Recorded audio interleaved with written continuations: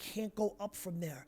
It really damages you over time. It's great when it happens, but it was almost like a drug because now it becomes more diluted just the way drugs do. You have this film, it's like the first hit of crack. It's the best. I needed guidance. And because I didn't get the guidance, it led me to later on needing help. Going around that block changed my whole fucking life. My ears were ringing. I took that whole fucking blast. So I'm holding this hit, and I remember when I'm blowing it out, because your heart went from nothing to, and you're looking at the people in front of you and just looking at you like, I told you. And it's so fucking good. You know what I'm saying? I get crucified, cop killer. This is the case. You can't say that this was taking place if that happened. That unintentionally happened. And that showed everything. I give and they get. Then they run around town beating their chests like they forget. Whoa. I can forget for now, but I won't never forget. No. Love I feel, knowing the universe got my back.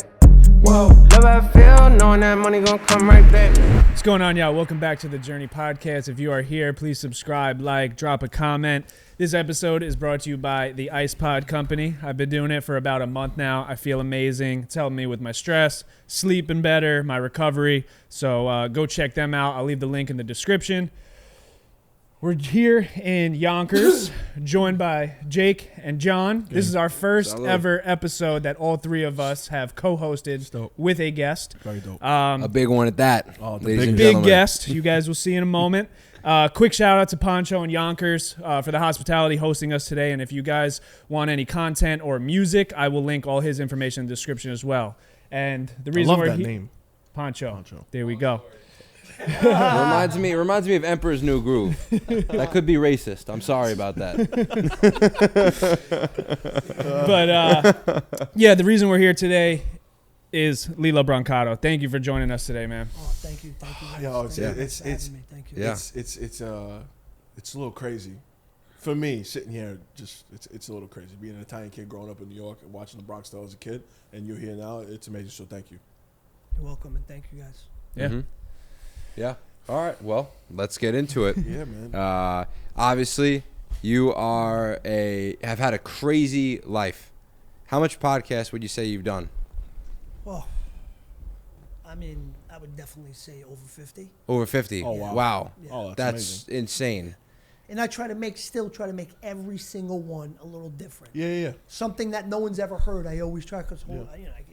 it's only so much. You know what I mean? Right. But Right. And you have so much experience, though. Yeah, I'm sure you haven't even got half of the shit that you've been through and went through and learned along the way. Yeah, because you know what it is? A lot of it was the same stuff. Right. You know what I mean? But obviously that stuff needs to be said Yeah. to be able to speak about, why I'm in other places. Yeah. And this, this is where it, this is where it started. So, How many, and I don't want to lead this, but I'm just genuinely curious because my girlfriend's a lawyer. I'm wearing a law sweatshirt today, and I've been watching a lot of true crime documentaries. I think I watched one last night called Dear Zachary. Have you seen that? no. It's about a crazy documentary. It's basically about how the Canadian court system failed a murder case, and they let out, I don't know, they let out a mom who was accused of murder. They let her out, and then she ended up killing her son.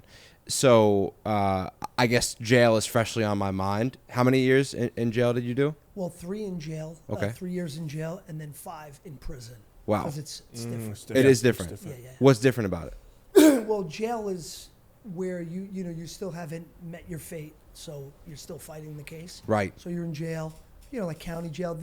Rikers would It's be jail. considered Rikers city is jail. Yeah. Very notorious place, by the way. Right. Very notorious. Was it what you thought it was going to be? Like you heard stories about Rikers and you got there and you were Yeah, like, I remember seeing stuff on TV and I Yeah. would get the chills. That place, they had there's one documentary out there on Rikers, and then there's the one with Khalif Browder, Jay-Z, Harvey Weinstein, some big names Oh my were God. behind that. yeah. And talks about this kid, Khalif Browder, who was there for mistaken identity, for robbing someone's bag or something like that. But it wasn't him, and then his mom was finally able to get the money up for bail.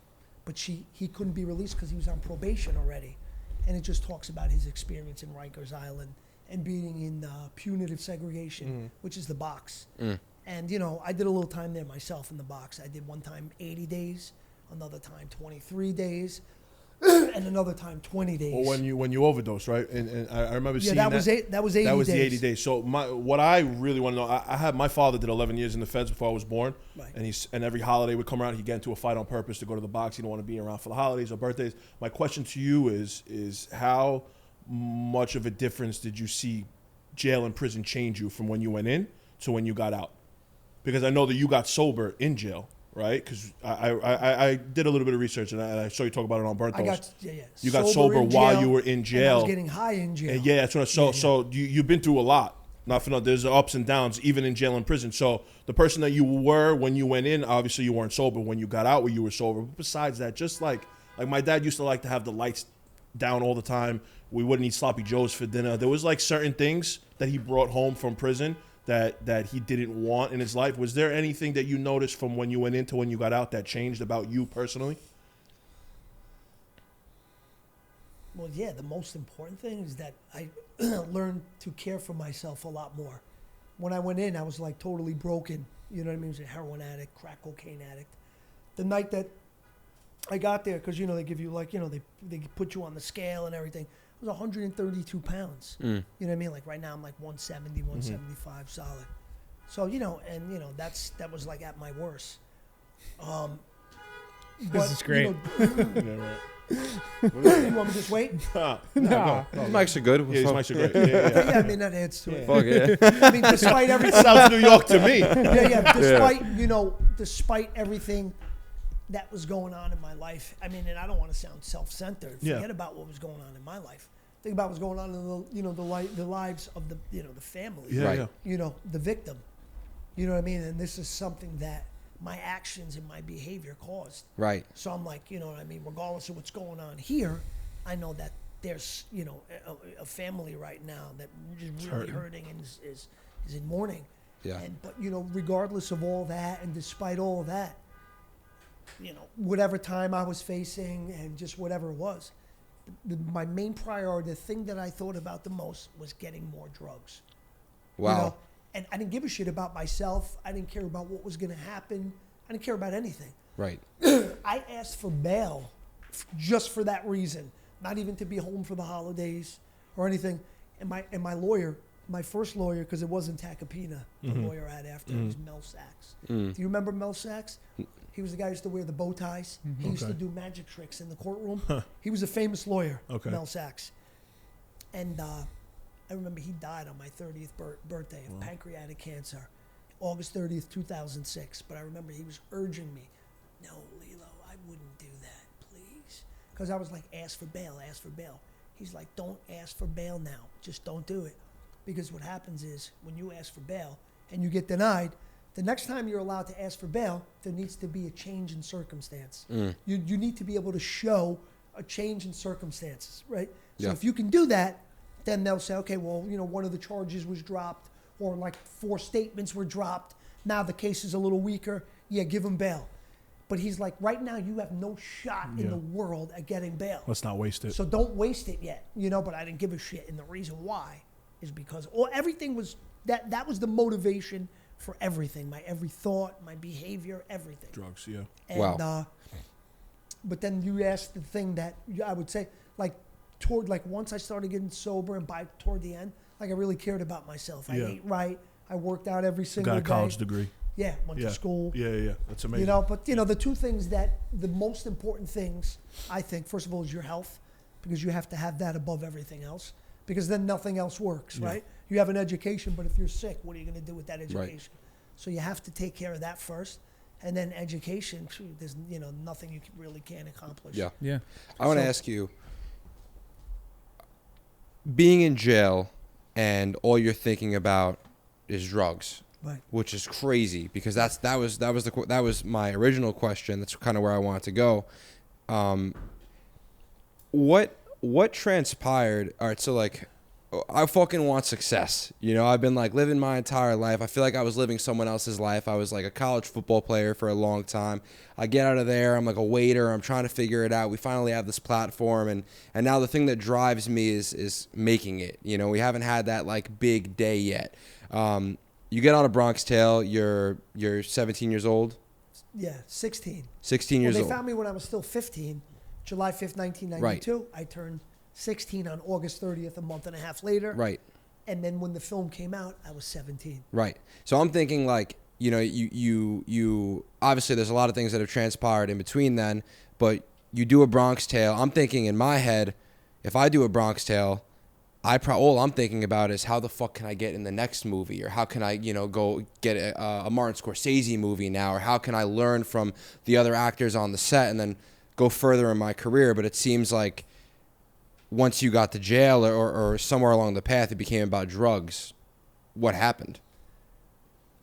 Well, even just the way you were saying, just being able to strategize after being given this, you know, an opportunity like that. Right. And then putting some strategy behind it and saying, okay, well now let me parlay this into this and this. Yeah. And doing those kind of things. But those thoughts didn't cross my mind because, you know, your average person wants to be an actor, right? That's what they want to do. So it's like, hey, Mom, can I go to theater school? Can I do this? And then their mom gets the headshots and does all that. Right. I never did that. I didn't care. I didn't want to be that. It Acting just was never happened. on your mind. Yeah, but they found me on the beach. I was summer vacation. It's like so crazy. It was almost like you're bothering me. It's summer vacation. Right. Like, at least wait till September, October. Right. Like this is the kind of shit because I like that fast lifestyle, and this kind of got in the way. It was like, you know what I mean? Bronx Tale was Bronx Tale. Of course, that's like the most special out of all the films I did, just because of what it was. Right. You know, De Niro putting you, you know, taking you, you know what I mean, putting you under his wing and doing, you know, and guiding you. You know what I mean? It's not like you were in the film with him, but you were directed by him. Yeah. So, like this that was special. But it's like, and I mentioned this, and you know, this, you probably heard this, but it's like, it's so hard after that, especially never really having to work for it, right? It's so hard after that. As an actor, that's the ultimate role. You're getting directed by one of the best. You're the lead role. You're narrating the film. This is like, you know what I mean? Yeah, that's sick. So it's like, you can't go up from there. You know what I mean? You can't go up from there. It really damages you over time. Right. It's great when it happens, but it was almost like a drug because now it becomes more diluted just the way drugs do. But it was through that. You understand what I'm saying? Yeah. You have this film, it's like the first hit of crack. It's the best. But then You're you trying have to these chase it other ones, forever. not to like, you know, not to downplay any of these other films, but that's my first one. So that just in itself is like, will make it the most memorable because this is how I broke into all of this. But then everything else behind it, De Niro, jazz, Right. you know, the directorial debut, the whole thing, you know what I mean? It's like, and you know, as I've mentioned, seeing myself on the screen, Yeah, I was like gonna I bring didn't that know up. that was going to happen. Yeah. Wow. Just being, you know, we just went to the movies one night, and to see that, it was like, wow, it's a very seductive, a very addictive feeling. It's a very addicting feeling. To have, you know, like your dopamine, you know what happens? You know what I mean? With your neurotransmitters, just seeing that in your senses and just like, wow. Because I didn't know, at least if you're saying to me, like, hey, I'm going to show you the thing. All right, like, it's like, You're expecting. yeah, you're expecting it, and then just out of nowhere, Boom. and that kind of stuff that I talk about it. I Yeah, talk yeah. about it often because that kind of stuff is what really, like, people are like, Lillo, why do you think you went to drugs and this and that? And I can honestly say, yeah, I was wired in a way where I like that excitement because I did see a psychiatrist when I was a kid. His name was Donald Lupiani. He literally lived right up the street because you know to stay in Mount St. Michael, they wanted me because I was a bad kid. Yeah. So he was like literally the closest one on the list they gave me.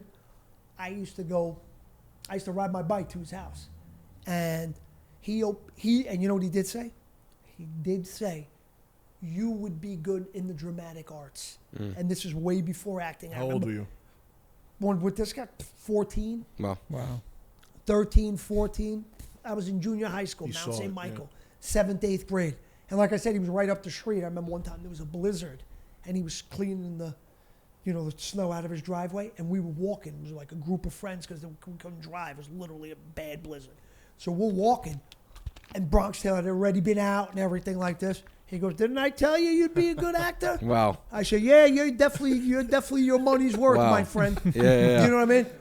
So That's amazing. yeah. But did you start when did you start seeing people treat you a little bit different? Whether it was probably obviously in a good way, but you. I mean, it must have been You were a immediate, fucking right? superstar. Yeah, Oh, like At 16 years old. Yeah, man. High school, you were still in high school. Did you go back to high school? Did you like you skated Yeah, I through? did, but it didn't last long. Yeah, I can imagine you were a fucking superstar. Yeah, I was going out every night of the Yeah. week. really with like older people in New York City. Yeah, I'm a Yeah, 16, yeah. 17-year-old kid. I'm hanging out with, like I was 18 in my neighborhood. I'm hanging out with guys 27, 28. We're going to Scores every night. Right. All the Yeah. best places. This Yeah. is in the 90s. Right. You know what I'm saying? Jason Williams from the New Jersey Nets. He had just signed for $86 million, so he was part of that era. Oh my He was God. a Scores guy. He was nuts, too. And we're still good friends. He's in recovery. He has a similar story. I don't know really? if you remember. Remember his driver? Yeah. The gun went off Yes, and he yes, killed yes, him. yes, yes. Oh, he's- God. And he was on drugs too. He did some time, and and we were friends. And now it all came full circle. Yeah, it's Fuck. He has a rehab in New Jersey, not in New Jersey, in Florida called Rebound. Yeah. And amazing. Wow. I mean, it's very appropriate. It's amazing, Yeah, it's yeah. very appropriate, but it's even more appropriate because that's what he was known for. He was a rebounder. Rebounder. Wow. That's what they gave him, $86 million in 1996. Yeah. So that was a lot more money than Just double that now. just for being a rebounder. Yeah. Right. You know, he was number 2. Rodman used to lead the league, and he was number 2. Yeah, it's amazing. But offensive rebounds, Jay was number 1. Yeah. Wow. So he would always give his team the shot to get that other shot because he was number 1 under those boards. Yeah, that's Yeah. He was a forward, big guy. But that's during that time. You know Yeah. what I mean? So, I was going out every night of the Right. week, getting introduced to the drugs. I'm 18 years old. This is a funny story, right? So, I don't think I've ever said this one. So, I had an ex-girlfriend. She was a stripper at Scores. She was a couple of years older than me, so I was like 18. China Club Monday night. All the strippers are there because that's their night off. Yeah, yeah. So they're all, with the champagne, with the strawberry all coked up. That was that scene, like Derek Jeter's over there, Bruce Willis is hanging out over there, Sick. Sean Penn's over there. That's the type of place. No, it was. Really? No cell phones, Oh, no what- social media. Yeah, yeah. Very different you, time. you don't remember the China Club? No, I don't know the China Club at Oh, all. we're was like- young. I was No, born I'm 20. I'm 94. 27. We're yeah. 27. Nobody here knows the China Club? No, what, explain Oh, this China Club. Oh my God, it was like I had the black card with the gold. It was like, De Niro over there, like a real hard place. Whoa. But a lot of street guys were there that I knew just because I was from the area, and guys would be like, I remember one guy, I don't want to mention his name, he handed me the card. I was a young kid just walking in this place. So I got my ex-girlfriend, she's a stripper, and she had all her stripper friends. They're all running all over, but I don't give a shit because, I want to do my own thing. Yeah. Because you know what I mean? I was an easy sell back then, you know what I mean? So she's doing her thing, I'm doing my thing, right? Sure. So I remember I got these I'm 18 years old. Wow. And I got like these older women, they're like around 30, like literally. And they we're dancing on the dance floor and they're like kissing me from all angles. Oh my God. Tongue is in my ear. I'm like basically being molested. Yeah, you know what yeah, I mean? yeah, yeah. So the one girl, she's a woman, she said, why don't you come to my house? And I told her, I said, listen, I got my girl. You know what I mean? Yeah. But I'm not even telling her to tell people how sleazy I am. Yeah. This story Yes. gets a little better. And this was when I was young. I don't play that anymore. Yeah, You know, this was an 18-year-old Yeah. kid. But you're careless at that age, right? Yeah. So now, she says, let's go back to my house. I don't live too far. I said, all right, let's walk out separate because I don't want to get caught. You go out, and then I'll go out, right? Right? You go out, I'll go out, right? You had some brains at 18 years old. Like, yeah, yeah, he's like, I wasn't Fucking smart guy. strategizing. Yeah, yeah. I go, whoa, wait, that's pretty good. Right? So, I don't know, I may have said, like, I'm going to get something to eat or something. I was hungry, no problem. I go out, cab, she already has the cab. Doors open. You know what I mean? Yeah. Hey! As soon as she spots me. So we're in the cab. As soon as I get in there, like, starts mauling me, kissing Yeah. me and everything, this and that, blah, blah, right? Like, very rough. Like, rough. Like, like real Yeah. manhandle back there. I'm like, oh, shit. I'm throwing around the back. What's going on back Fucking there? 18. Yeah, just want to come out with the time, get thrown around the back. Yeah. Like female, like, what the hell's going on, right? We get to the building, not far at all. No false advertisement. She said it was going to be, I live close. Okay. Like literally off 6th Avenue, boom. Go, nice building, right? As soon as we get in the elevator, again, I get manhandled. I get thrown up against the wall. Boom. Like real rough stuff. Like, you know what I mean? Yeah. So now we get in the apartment, so like more kissing and stuff like that. So now I'm a young guy. Yeah. I'm not out, you know what I'm saying? I didn't know what fake implants felt like and all this other shit. And this was back then when they weren't soft. This is when they were hard. You know what I mean? So now I'm thinking this was a man that had a sex change. Oh, no. So now it's like, so I'm thinking to myself, this is God punishing me. This is what you get for doing this to your girlfriend. You see what I'm saying? Yeah. Now you know, like, and now I'm trying to, how am I going to get out of this? Yeah. You know what I mean? How am I going to get out of this one? So then I'm like, I pull back and I'm like, like, No, I gotta take a shit. You got a bathroom? No. I was like, why are those things like they're hard? What is that? Oh, she goes, I just got them done.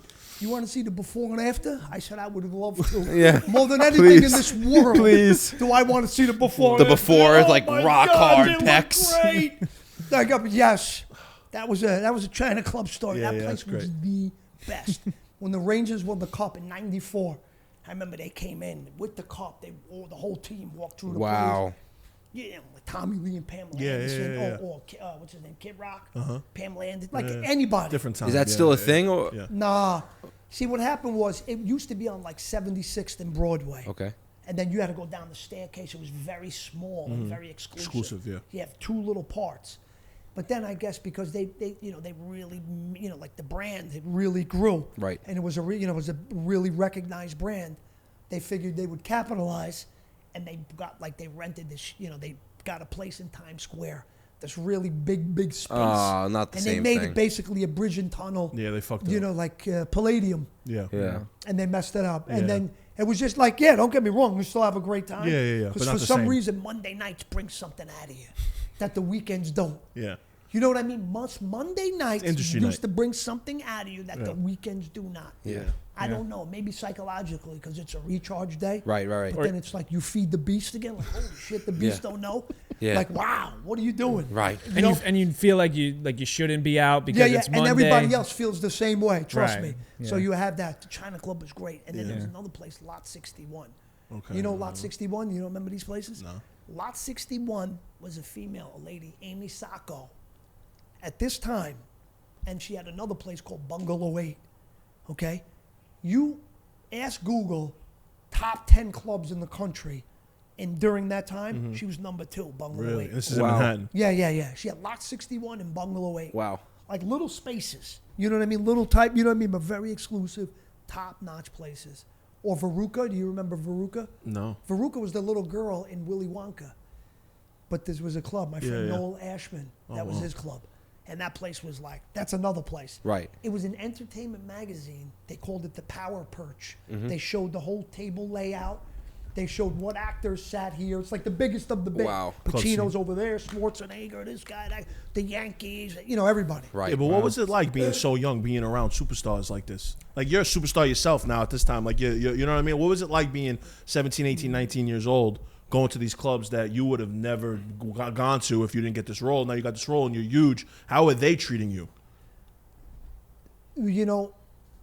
They're treating you in a way that they think it's benefiting you and that they're being good to you. Yeah.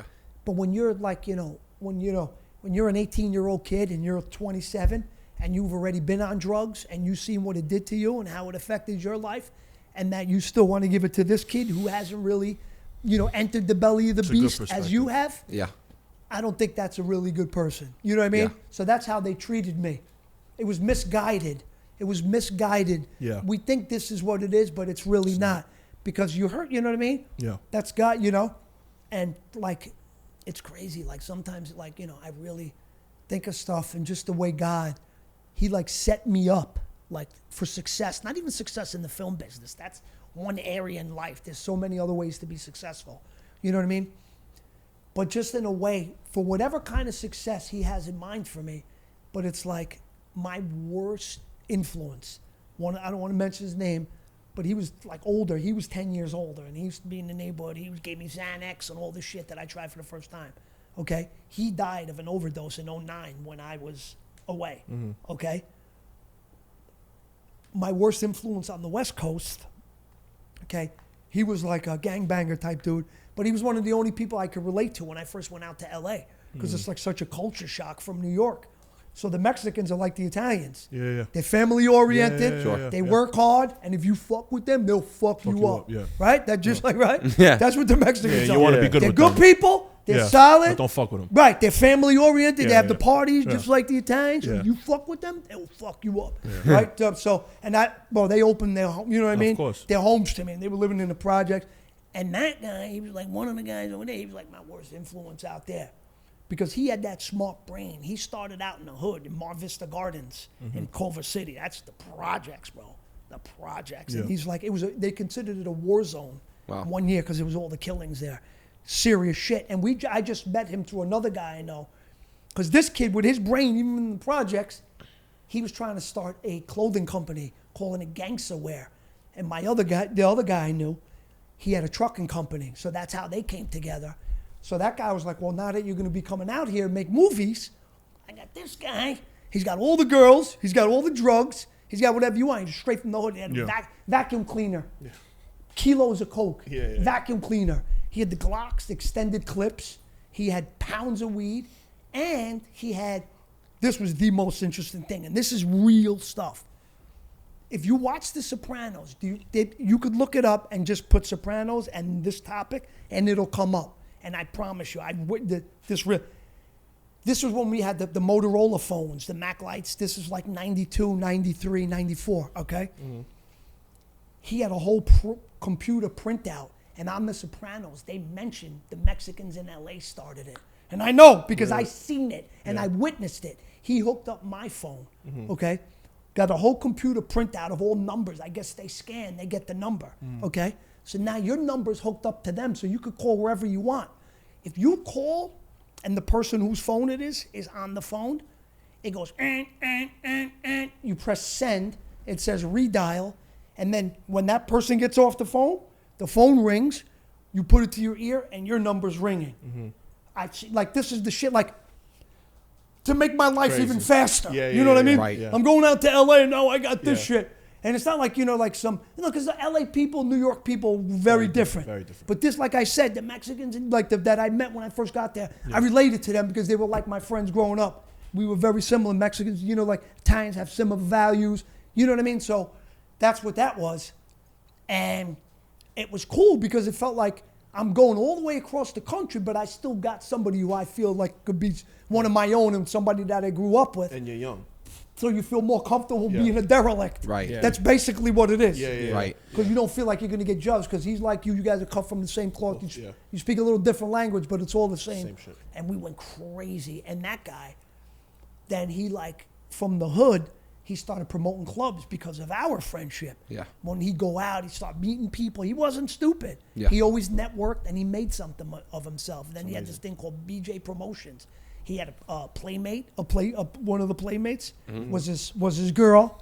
So this dude's from the hood. So now he's promoting clubs like Garden of Eden, House of Blues. These are the clubs he's promoting from the hood. Yeah. So now, when I used to go to it was cool because his friends were like real serious guys. You know what I mean? Like real serious, like shit you see in the movies. Right. But all good guys because they knew my dad. When I first went out to LA, I needed a chaperone. Yeah. So my dad met Bert, and it was all cool because my dad worked with Mexicans. My dad's construction, so he's cool. We all shared a similar thing. And I remember Bert opened it. He lived in the projects. He used to let my dad wash the clothes and stuff. Use the thing like we'd, Family. you know what I'm saying? Yeah.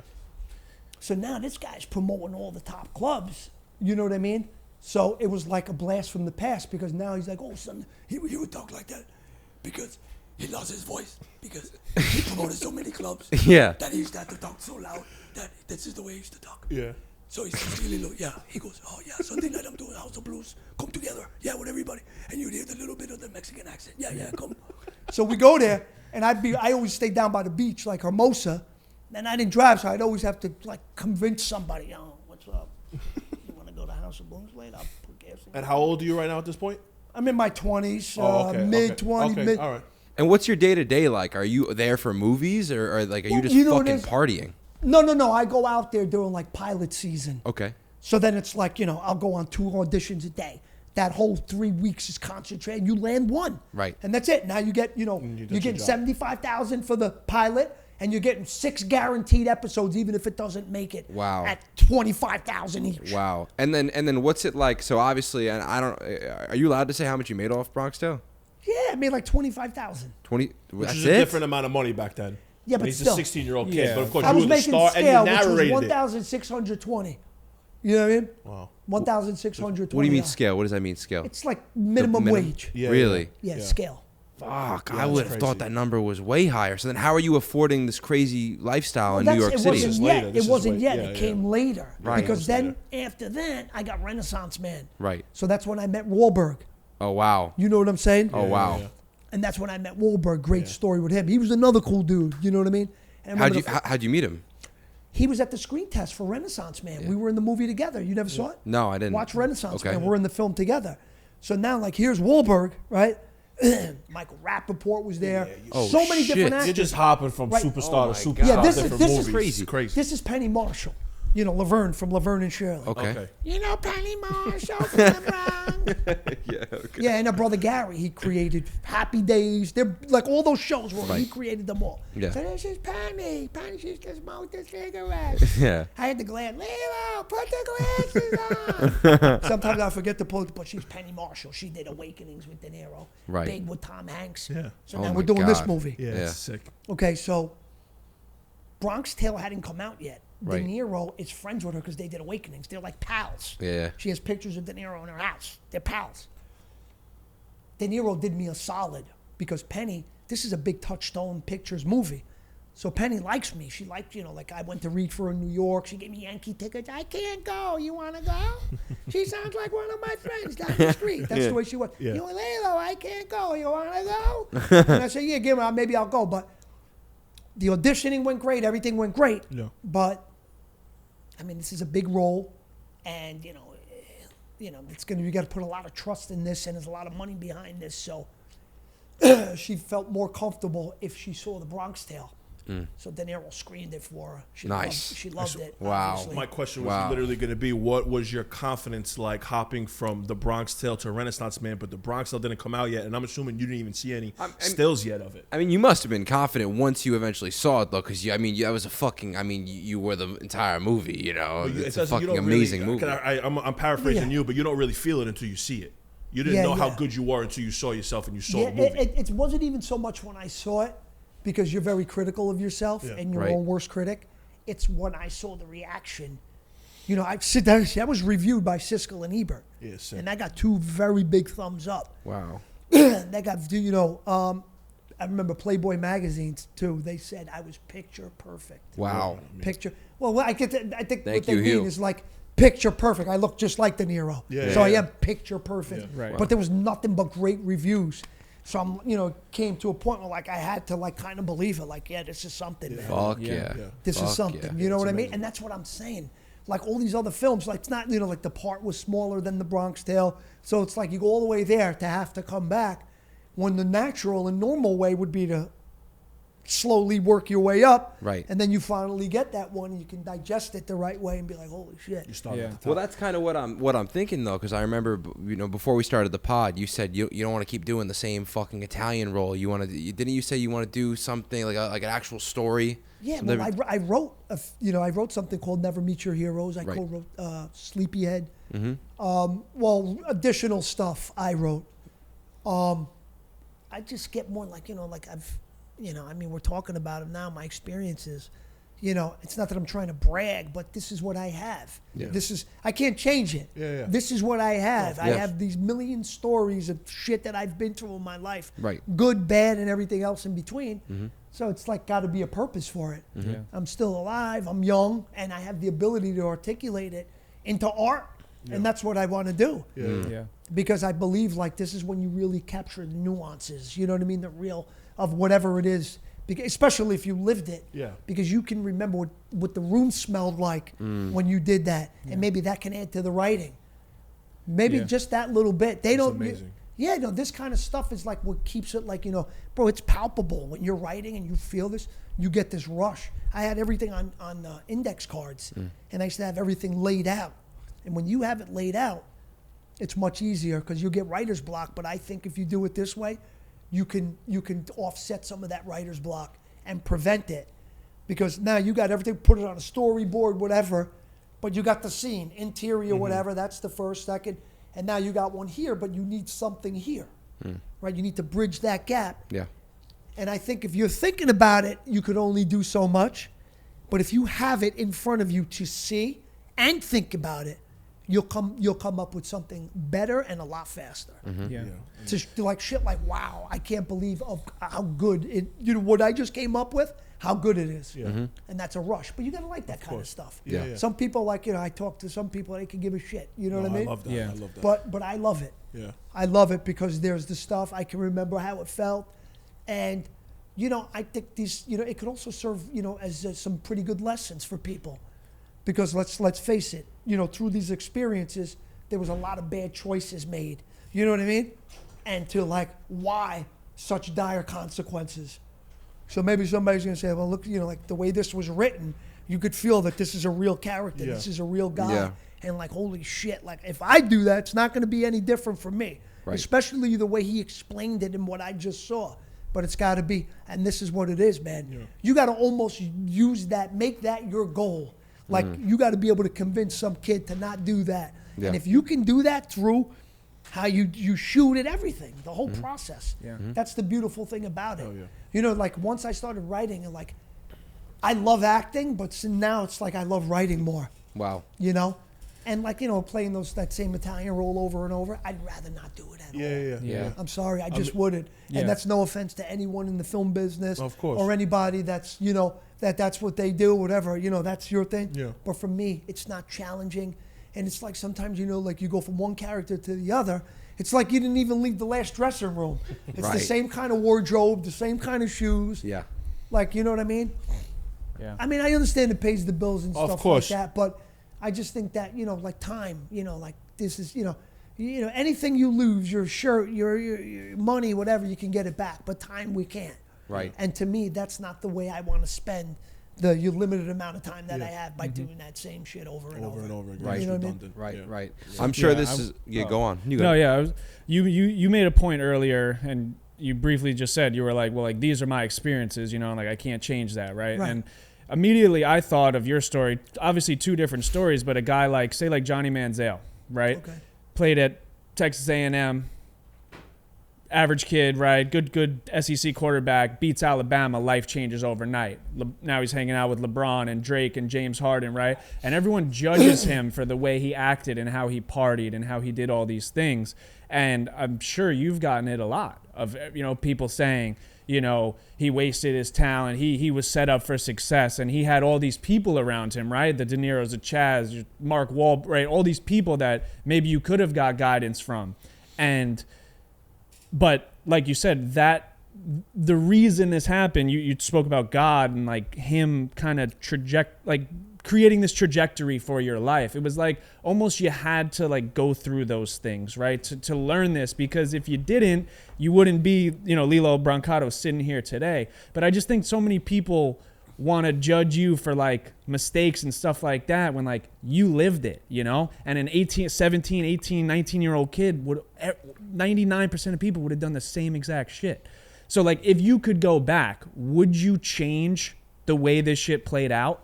Would you go back and maybe try to, after a Bronx Tale, try to get better guidance and maybe not, because when did you even get into drugs at that point? It was right around that time when you started? I absolutely would. At that age, like I always say, when you're young, you think you're invincible. That it's the truest statement ever. You know what I mean? And, I did have that feeling and feel that feeling of invincibility at that time. So I just thought that it was just going to keep going. Because, I went from a Bronx Tale, then Renaissance Man, then Crimson Tide. It was like summer after summer. It just was like thrown at me. So I just thought it would keep going. So I didn't care these decisions like they didn't matter. But after, a shorter, after a little while longer, they did matter. And I just saw how, the auditions that were going on maybe weren't at the same level. Not even Yeah. the auditions. It was more the films that I was doing. Right. It was just like maybe a notch, you know. And I didn't realize that. I thought it was just timing, and that's what it was. But yeah, absolutely. I didn't. With Robert De Niro, like I never really stayed close to him, not for any other reason other than I didn't want to bother him. I always thought this guy's probably had so many people calling, hey, Bobby, can you put me in your night? Hey, I heard you're doing this movie. Can you give me a little part? Hey, you know what I mean? You don't want to be that guy. I don't want to be that, Yeah. you know, at all. And I think I could have fine-tuned the approach with that. You know, the way I played it was all or nothing, where I could have, like, you know what I mean? Reached out appropriately to where I didn't look that way. And maybe, you know, who the hell knows, could have happened.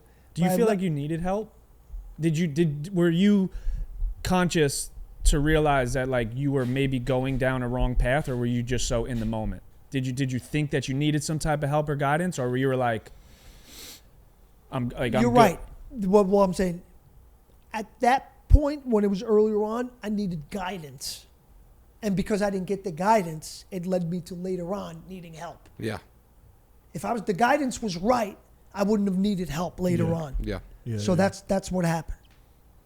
Because in the beginning it was like, you know, smoking weed and just the bullshit. Yeah. But then before you know it, I'm in motel smoking crack for 4 days. How does that happen? You know what I mean? So Well, that's the story that you told on Berto, and when we had our pre-pod call, I told him that I wanted to bring this up to you. You were talking about, I don't know how old you were, and I don't know where you were at in your life or whatever, but when that cop asked to meet you in the field somewhere, and you were so nervous about what the fuck does this guy want from me, and he gave you the headshots, right? Yeah, yeah. And you went to a His name different was gas station. Frankie. I won't say his last name.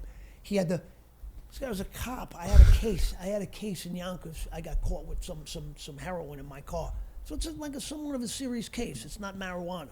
So I got this case lingering. So I got these Yonkers detectives. They saw me at court. It's Frankie and this other guy. And I remember I was with my girlfriend at the time, the guy, Armento's daughter, Stephanie. So he was like, hey, how you doing, blah, blah, blah. He's like, hey, take my number. He goes, I may be able to help you out. And I'm thinking to myself, nah, I don't need this shit. You know what I mean? He's like, no, trust me. I was like, when he said that, I was like, nah. He goes, no, believe me, it's not what you think. He goes, it's nothing like that. He goes, I promise. He goes, you know, just take my number, right? So I said, why don't you? So we exchanged numbers. He called me. He said, let's meet. We met at Welty Field. That day changed my life. I know, that's why I brought it up. That day changed my life. Crazy. For the worse? So, yeah, that day changed my life. So this dude thought he was like Steven Seagal. He had the ponytail. Yeah, you said that. Yeah. You know what I mean? Yeah. So he thought he was Steven Seagal. Yeah. And believe it or not, I seen him at a motel once. I seen him at a motel once. Crazy. Yeah. Like me and him were like, hey, what's Hey, going what's on? up? Remember? The girls got their head down, walking. We're walking by each other. They got their head down. Like this. Yo, what's up, bro? How you been? Good to see you, bro. So that's what, you know what I mean? Yeah. So he said, just meet me over there. He goes, I said, bro, I'm not, you know, he said, bro, I promise you it's not like that. And he goes, trust me, you know, I'll be able to. So I said, all right. He said, it's going to blow your mind. That was the words he used. It's going to blow your mind. He goes, trust me, wait till you see. I said, all right. So I had a Ford Explorer, the 2003, the limited, nice. He had an older Explorer, a black one. I don't remember who pulled up. I don't know if I was there or he was there first. Whatever it was, he said, hop in here. I said, all right. So, like, you know, it's like, this is like, you know, What the fuck is going on? yeah, like, Because he could have gotten your car, but he was like, nah, come yeah, on my car. So now yeah. I'm like, So now what I'm the thinking, fuck you talking about? the whole place wired up, Yeah, right? Yeah, what the fuck? So I'm like, you know, looking at this guy, right? And then, you know, he's looking at me, and I remember he went like this. He went in the back of the seat, all right? And he pulls out a yellow manila envelope. He had a headshot with his resume, brother. That's hilarious. Crazy. I was like, this guy's It's crazy, a fucking right? drug deal. So, Drug deal for the headshots. Fucking cop, yeah. right? So, you get the headshots in You the had to be a resume. little relieved, too. You're like, oh. Yeah. Oh, it's only this bullshit. yeah, all right, I'll see what I can do. So you pulled the pictures out and he was naked. You're like, oh, Yeah, with his fuck. ponytail. It's really going to blow your mind, bro. Ponytail over his shoulder. Doing a judo fucking Yeah, Steven yeah. Seagal chop. So I was like, listen, I told him things were, things were tough at that time because I was I wasn't as bad I was going to get, but I was still, addicted to narcotic pain medication and heroin. Yeah. All right. But that day is when changed everything, right? I've told this story before. So now, after that relief with this mode, I was going to go down to the mobile gas station because that's where I usually get cigarettes. But on the way there, I got Lockwood Avenue. So I said, let me go this way. So I went to go get it at a store there when I should have went the other way. This changed my life. There was two guys in like a Thunderbird, the one where you got to pull the front seat forward so the guy can get back. So I get out of the car, and there's two guys from like Lake Avenue. This guy Bobby Coker and this guy Poncho. Oh, you knew them? Yeah. Okay. I didn't vaguely knew them. Yeah. I don't know if you saw that thing in Yonkers. You remember the guy, he drove his car through the whole store? It was on Lake, that was Poncho. Yeah, it's crazy. That was Poncho. This was after. Yeah, this was many years after he drove through the thing, but this is the same kid. Yeah. It was two of them in the car, right? So I get out of the car, I'm walking across the street because I park across the street to go get cigarettes, Marlboro Reds in the store. So as I'm walking by, they're talking very loud. One guy, Bobby Coker, is talking very loud, so I hear him. He goes, yeah, man. He goes, Lillo's cool, bro. He goes, he never forgot where he came from. Just like that. So I'm like, yo, what's up, right? So I don't really remember these guys, but because of the acting and all that bullshit, people knew who I was. Of course. So they knew me probably. So I was like, hey, what's up, man, right? Blah, blah, blah. So, I'm on the curb, so I'm like even taller than I would be. They're in the car like this, right? The door's like up to here, right? So I remember, yo, what's up, bro? Yeah, all right, we're just talking. So then he goes like this. Goes like that, he pulls a crack pipe. He was like, yo, what's up, bro? You interested? Just like that. And I'm like, yeah. Boom. Went right in. And I've smoked crack before. And my friend, the guy that was my worst influence that I told you died of an overdose, he was a crack addict, and he was 10 years older. So he got paranoid way before me. I never saw that. I experienced. I'm like, holy shit, just like him. And he always told me, he always said, keep fucking with that pipe, and one day it's gonna get you. And this was the day that he was talking about. This was the day. So, literally, I'm in the back seat, right?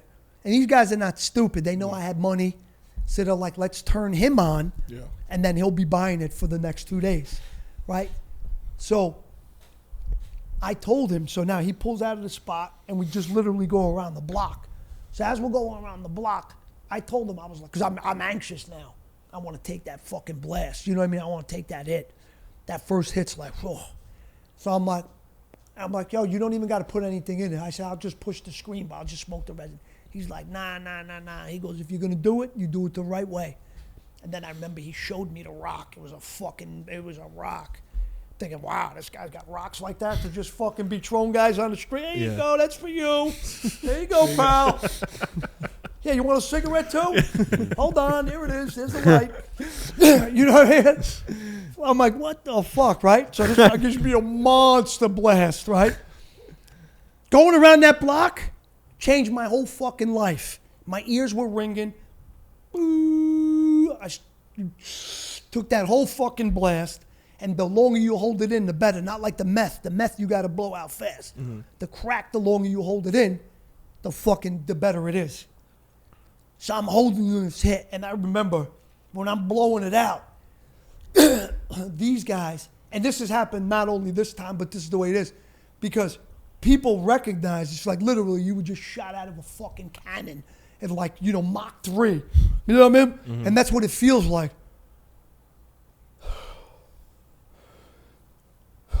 Your heart's like, but it's like euphoria, right? But it takes you so high, so fast, and it takes you down so fast.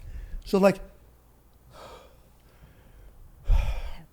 because your heart went from nothing to, and not only that, it's like, it's like this is an emergency test. And your heart's going. You don't hear anything but that.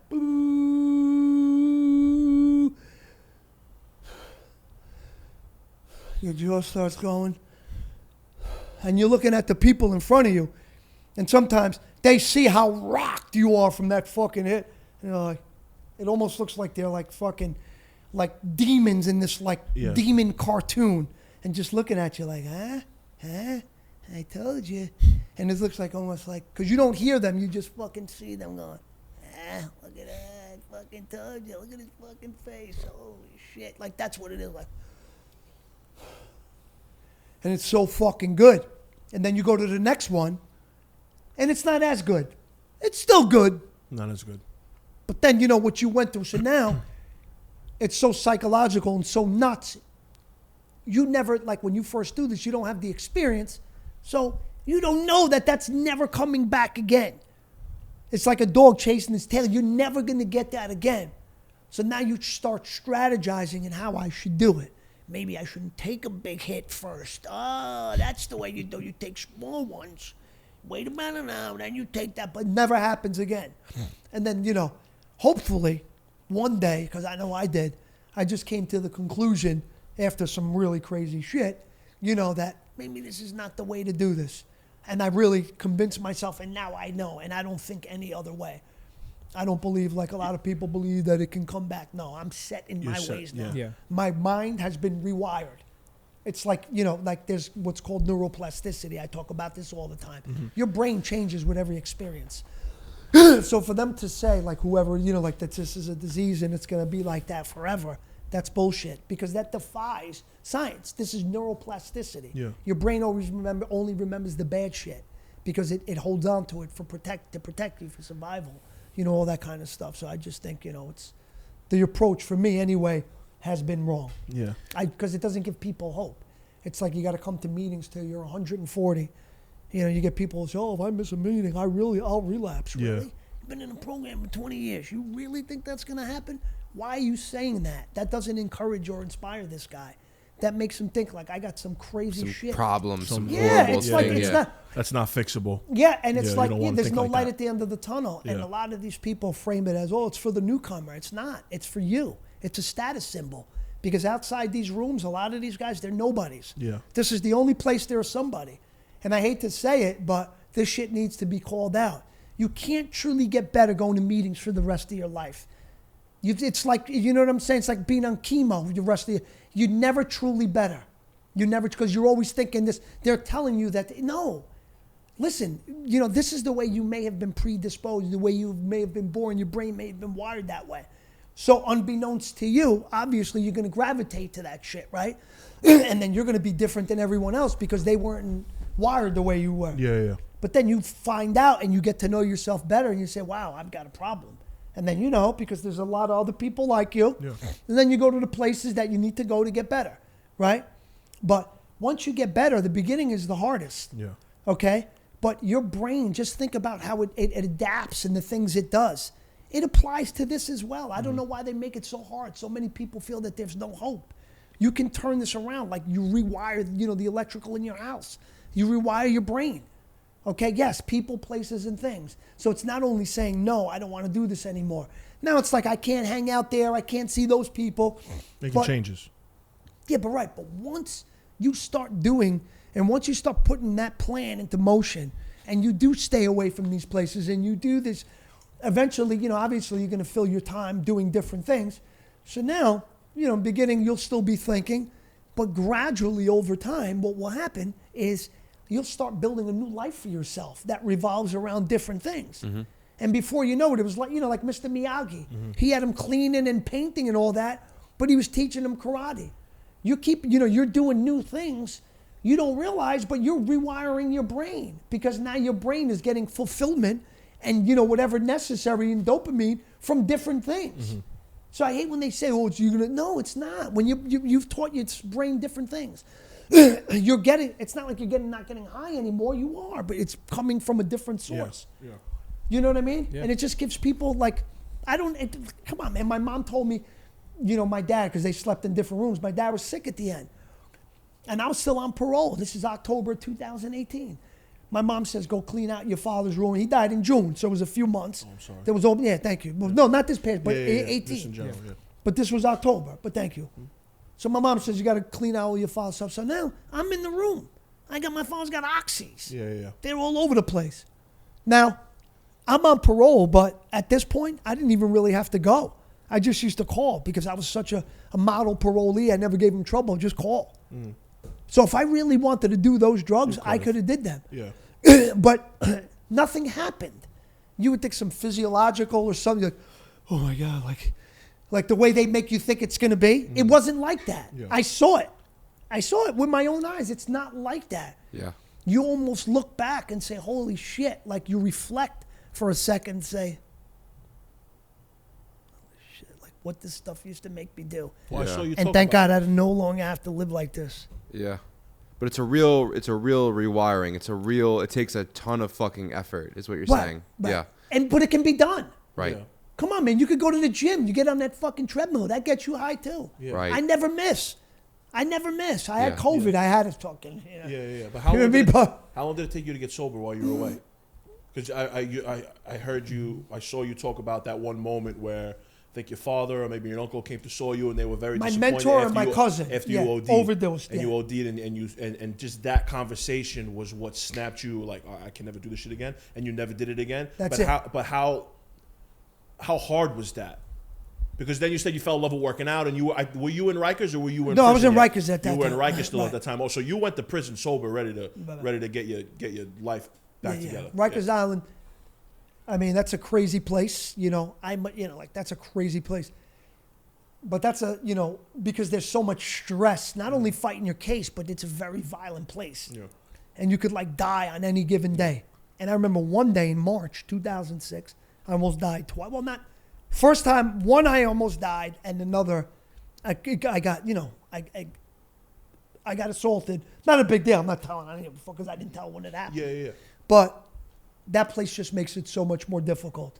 So now, 2006, and this is not a typical story that you're going to hear in jail where you could get killed, right? And this is Rikers Island, man. I'm in CPSU, Central Punitive Segregation Unit. I'm in the box. They call it the Bing, believe it or not. The box. Okay, OBCC, Otis Bantam Correctional Center. I'm in 5 South, and then you have 5 Southwest. 5 Southwest is the cookie floor. You're allowed cookies because you're like a seniority. Imagine that if you get a fucking cookie. You're a hilarious. human, and that's supposed to be a treat, a Yeah, cookie. right. Look at that. He gets a cookie. Like, it makes you feel so good. You're in a Yes, fuck- I'm you're- fucking you're in a eligible for cookies next week. Wow. Like how they break you down to Right. making you think that a fucking cookie is such a great thing. It's insane. All right, so, oh man, I can't wait for that cookie, right? So, they got 50 cells, 1 through 25, 26 through 50. It's a nut house. They flood it. They put shit and piss in shampoo bottles with the trajectory. When you put upwards, so as soon as you see it come, boom, hit it with shit and piss. There's fucking waterfalls. It's a nut house. And what is that? Because people are just insane, or they need. Well, they're in the entertainment? box. They're in a 5x5 cell. They got no Yeah. light. They got no nothing. They're losing their shit. Yeah, they're in the box. You got start- guys in there for 6 months. Yeah. You know what I mean? I did 80 days for a dirty urine, but this place is nuts. And The box is solitary confinement. exactly. Okay. But this is not as bad as an upstate box. Okay. Because you're still innocent until proven guilty. So you do have that right to that phone That's a good call. point. You get a 6-minute call, even though they steal it if you don't clear your PIN number. You got to hook it up to your wall. Then you take it out, you hand it to the next guy where they put the slot. So it keeps going around.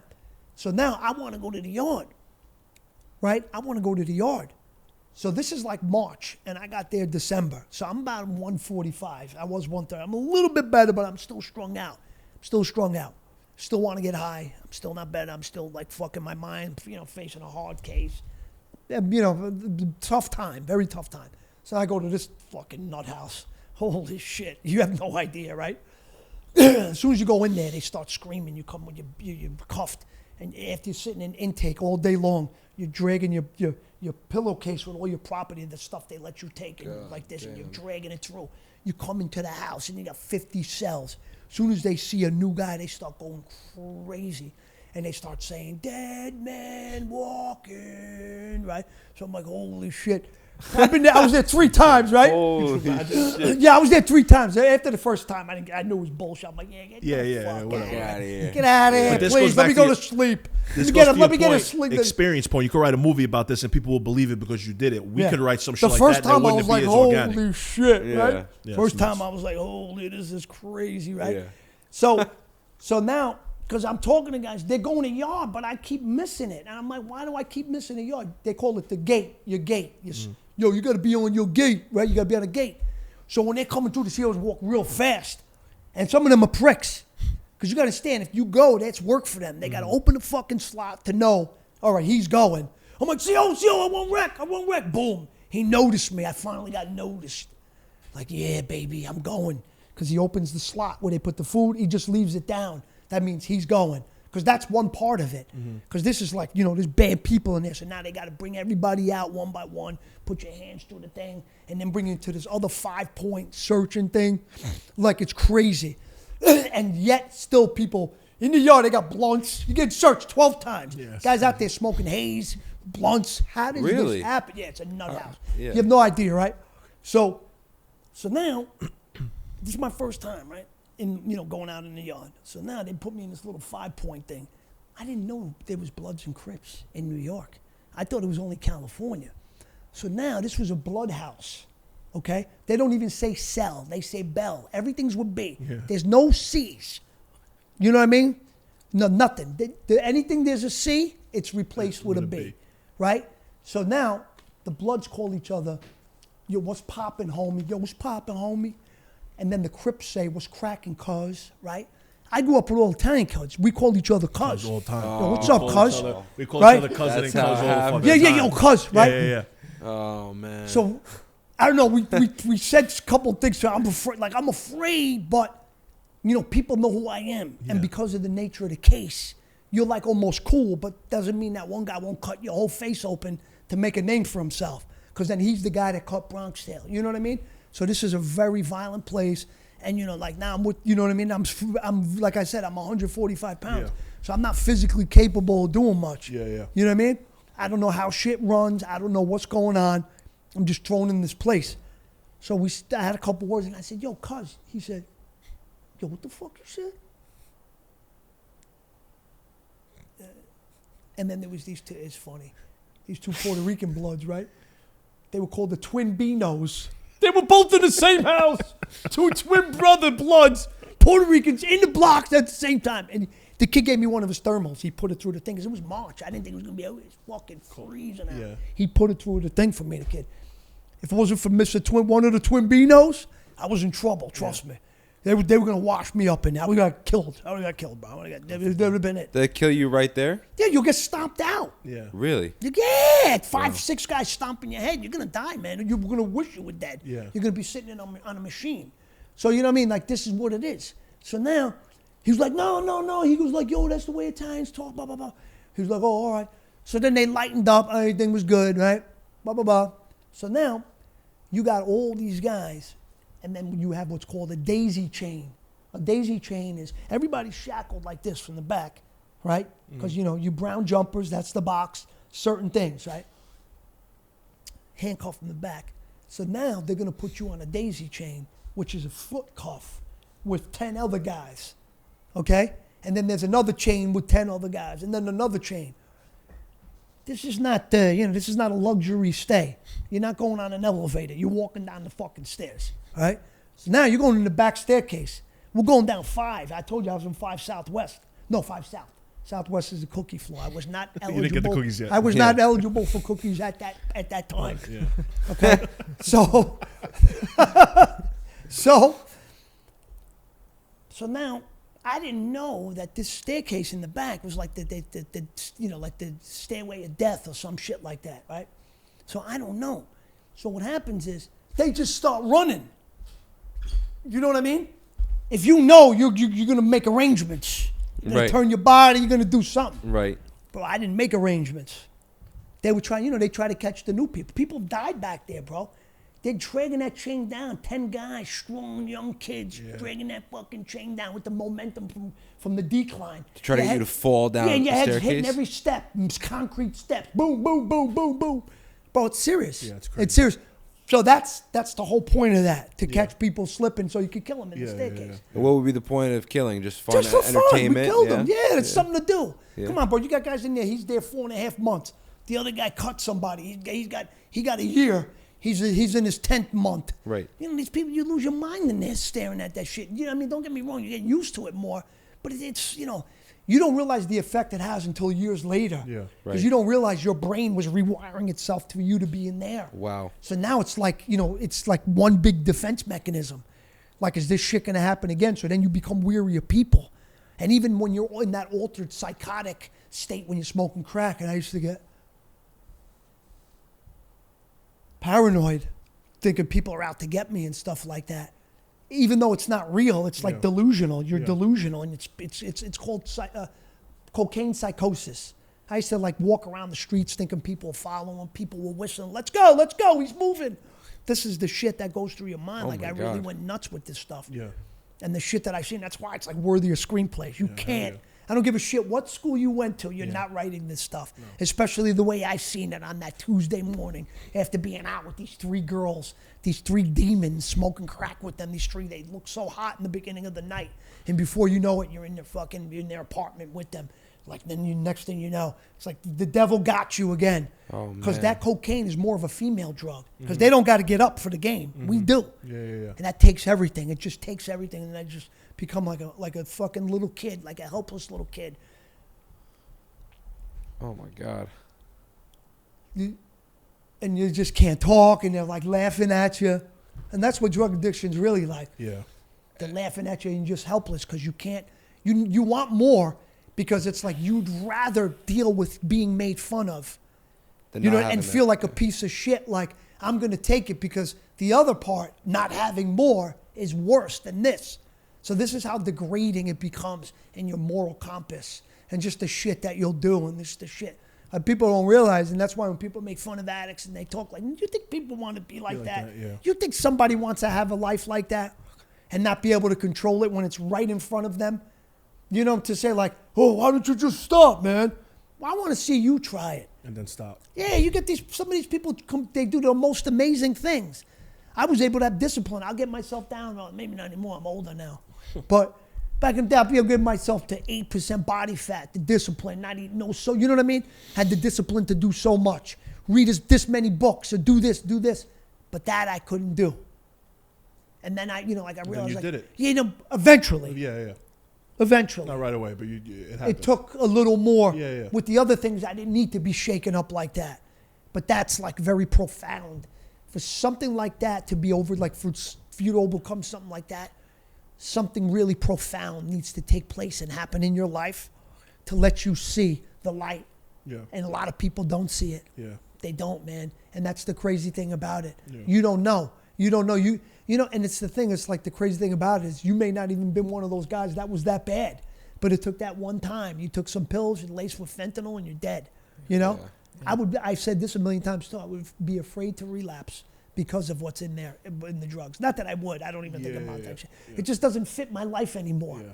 You know what I mean? Now I have a life that revolves around different things to where if I did go back, that kind of shit would be an inconvenience. And I guess prison helped with that because it showed me how to incorporate structure in my life. And we only have so many hours in a day.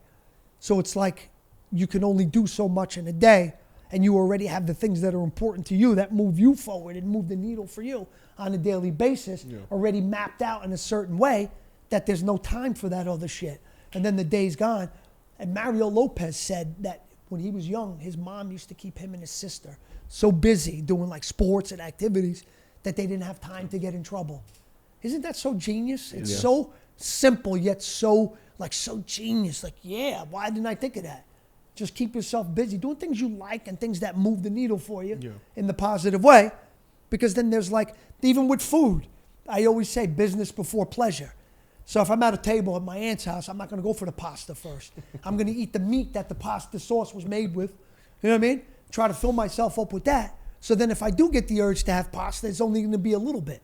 Because I have no more room. Yeah. Just like the other, that's that concept. It works. Yeah. It works. That you got to, things that you like, and eventually you establish this life, and then it just doesn't, you don't think about that. Yeah. Why do I got to keep going to meetings? I've already built a life. It's silly to me. Yeah. I see these people, I'm like, dude, when I first got home, and I'm saying, what? This guy's 35 years? What are you doing here, bro? What are you doing? Go live your life. Yeah. This shit is to save your life, not become it. I understand you want to help people. There's nothing wrong with that. But you being here never helped me. I said, am I going to be one of these guys? That's not inspirational. Yeah. It's like you got to treat this crazy thing. Or sometimes I think people want to take credit for it being worse. Like, look what I did. Yeah, man. Yeah. Yeah. No, it's not. It doesn't have to be that hard because it's not. I'm not saying it won't kill you. Yeah. It will, but it doesn't have to be that hard. There has to be a different approach. Yeah. So many people are still dying. Maybe we could change it. And it's, Did you go to meetings at any point in your life? Yeah, I did when I first came When you home. first, how long was there a moment you were like, I don't need to do this shit no more? Like, was there a wake up call? Was like, nah, I'm After good. going like 4 or 5 times, I realized that this is not what I need. And I'm going to be honest with you, I didn't even really go because I wanted to. Like, oh, let me go to a meeting. Because I was on parole. Yeah, you had no choice. And I had something to do. Right. Yeah. No, parole, I wasn't mandated. I was already on parole. I did it just because it was before 9 o'clock and it was something to do. Yeah. Keep you busy. Yeah. I'm Get not out the making fun house, of the, yeah. like the whole thing, because it does work for people in the beginning. But when I hear people say, oh, I missed a meeting, I'll relapse. What? You got 18 years. Yeah. What kind of program are you working that if you think after all this time and 2 children later and a husband later, all that, you think that's going to happen missing one meeting? Yeah. How did you become so brainwashed with that? It just, and the slogan is keep it simple, but that complicates things. There's nothing simple about that.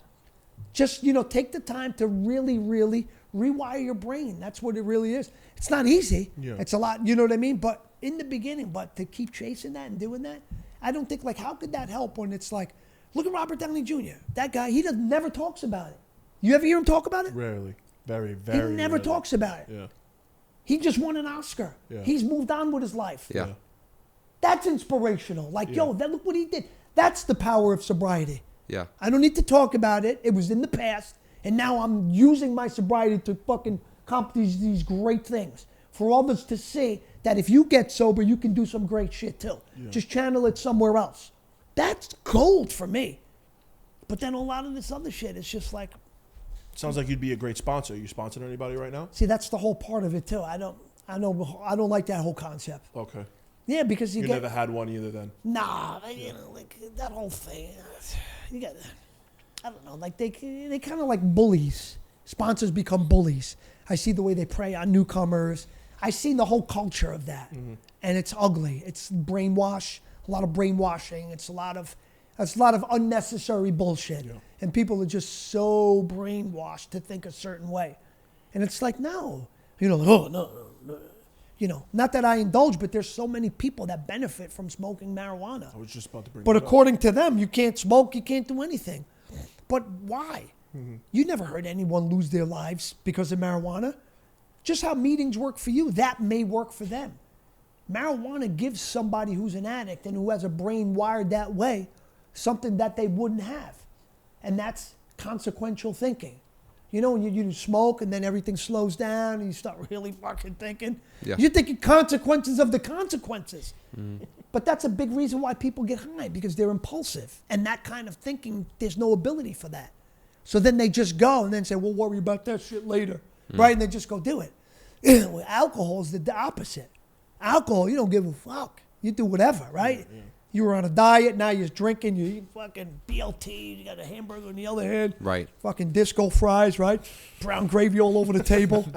You Give threw a it all fuck. away after a couple of Long Island iced teas, right? Yeah. Next day, you don't even see your abs anymore. That water you're holding. Yeah. You got diarrhea. But you know what? That's what happened. Or you could have been sober, now you drank. Next thing you know, you're smoking crack with 2 hookers Yeah. that you found off the street buying crack. So Right. not even, you know what I mean? So that's how that goes. Yeah. But then the other thing is like, holy shit, like that stuff slows everything down. If it works for you, it works. Yeah. I'm not saying become a pothead and sleep all day. Yeah. But for some people, it gives them that, it slows things down just enough to where it can give you that edge in making the better decision. Right? It's I try like, to just think explain about it it. to It's like a pit, it's like a batter. It's like a batter.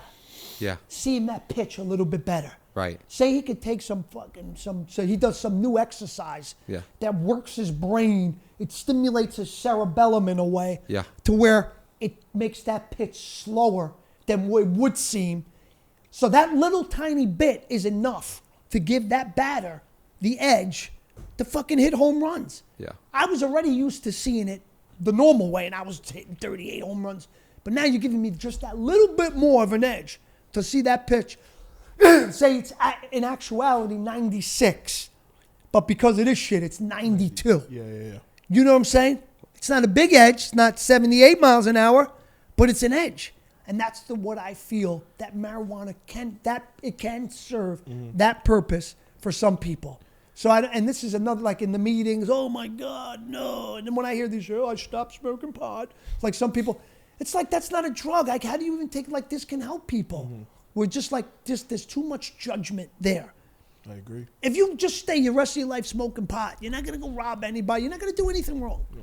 It's just not going to happen unless you're driving. You know what I'm saying? Then don't drive. Right. Don't smoke and drive. And like I said, don't become a pothead and sleep on the couch all day and order food. Yeah. You know, Uber Eats. Yeah.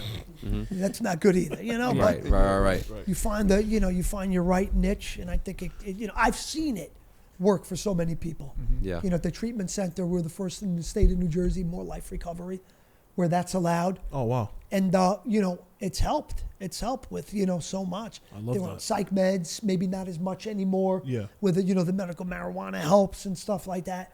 It can help. I'm not a marijuana advocate. Yeah. But the whole point is that I think the whole NAAA is just too judgmental, and it's like then it feels like you have to become this brainwashed freak, and you have to they all walk in a straight line and hum, And that adds a lot of pressure too. Yeah. You know what I'm saying? To live your life the right way. It's like you need or what they say is the right way. Yeah, when the really flexibility. It's different for everybody. Yeah, because it's a whole other extreme. Yeah. And eventually a lot of people say, fuck this. Yeah. Right? And before you know it, they're off to the races, worse than they were before. And resent everybody in the room still. Right. Do you ever think about, all right, so I've never been addicted to drugs, thank God. But I find addiction in a lot of places. Now, I think, and one of the reasons why I'm careful about drugs is because when you were doing that fucked up thing you were doing, it looked attractive to me. Not you, but the urge to feel something that crazy. I have an issue with my life because we've been grinding for so long that there's not much peak experiences. It's a lot of grind. And who's this? Me personally, our podcast, okay. I just feel like that's anyone that ever tried to truly make it until they get that big thing.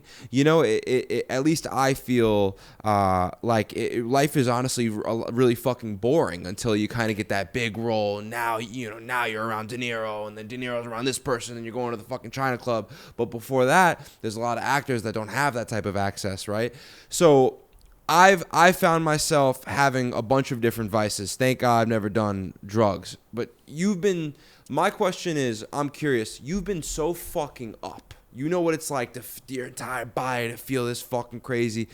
Where are you supposed to get that type of feeling now? Or do you even think it's healthy at all to have that type of feeling? Or no, it's completely artificial and you're supposed to get, a high feeling from working out and doing movies and shit? Well, the working out, because I run on the treadmill and I could run, man, trust me. That gives me a high, and that's enough. My workout every day, whatever it is, it gives me enough. Takes blow out all that stress. So I'm calmer sometimes, Right. But that's the source now. Yeah. And is it weird for you knowing you'll never blast the fuck off again? Because in your words, you said it was like this crazy euphoria. I'm sure I could blast off again. Maybe something. Well, I'm not saying to take drugs again, but I'm saying you'll never have that not peak that, of an but experience again. Something to where I could still discover in life. Yeah. That will yield that kind of excitement. Yeah. I think it's still possible, but then again, it's possible. But is it the best thing for me to get reintroduced to such a seductive feeling again? Yeah. Like my first audition when I came home was for American Sniper. Oh, whoa. And, and I got the part. I was all Clint Eastwood he wanted to know if I can leave the country. I still have the email. He wanted to know if I could leave the country. They needed me 2 weeks in Morocco and LA. And at that point, I couldn't even leave Westchester County. I couldn't go to the city. And fuck. They said, we still have to. Dela Cruz was my PO. And I used to live down here too. I remember I used to pull his BMW up. And he used to tell me, I'm coming. So, you know, he would always let me know. Yeah. But he was a good guy. And I asked him, he said, there's no way they're going to let you go. He said, you still haven't, I just got, I didn't even barely started the drug program as a place called New Focus. Yeah. And I still go back because they need money, you know, for the budget. You know, they need money from the budget and to get renewed every year. Yeah, yeah. And they had me go a few times in a suit and tie and talk about how the program helped me and why they should continue to fund it. And I was all for it because I was there. Yeah. And he was like, you got to, you know, the drug program, you got to get your Medicaid card. He goes, they want you to do at least these things before you ask them for anything. And so, you know, I thought, I think I could have got lawyers involved and all that, but I just didn't think it was, I didn't think it was in my best interest to fight them that early. Yeah. And then when I saw the movie, the part was so small, so I was like, who gives a What part shit? was it? The Mexican dude, the character description was a salty sea dog with a cholo flair. Okay. And he's walking, and they use the word amble because they're all in the water, nearing hypothermia. Yeah. Yeah. And Tony ambles. That's like when you walk lakeside. Because I looked at, and as Tony amble, and he goes, if any of you turds sport wood, you know, if any of you turds sport wood, dirty tip, whatever the fuck I said, I remember what it was. And then we had, you know, a couple of scenes, and Clint Eastwood liked it. Yeah.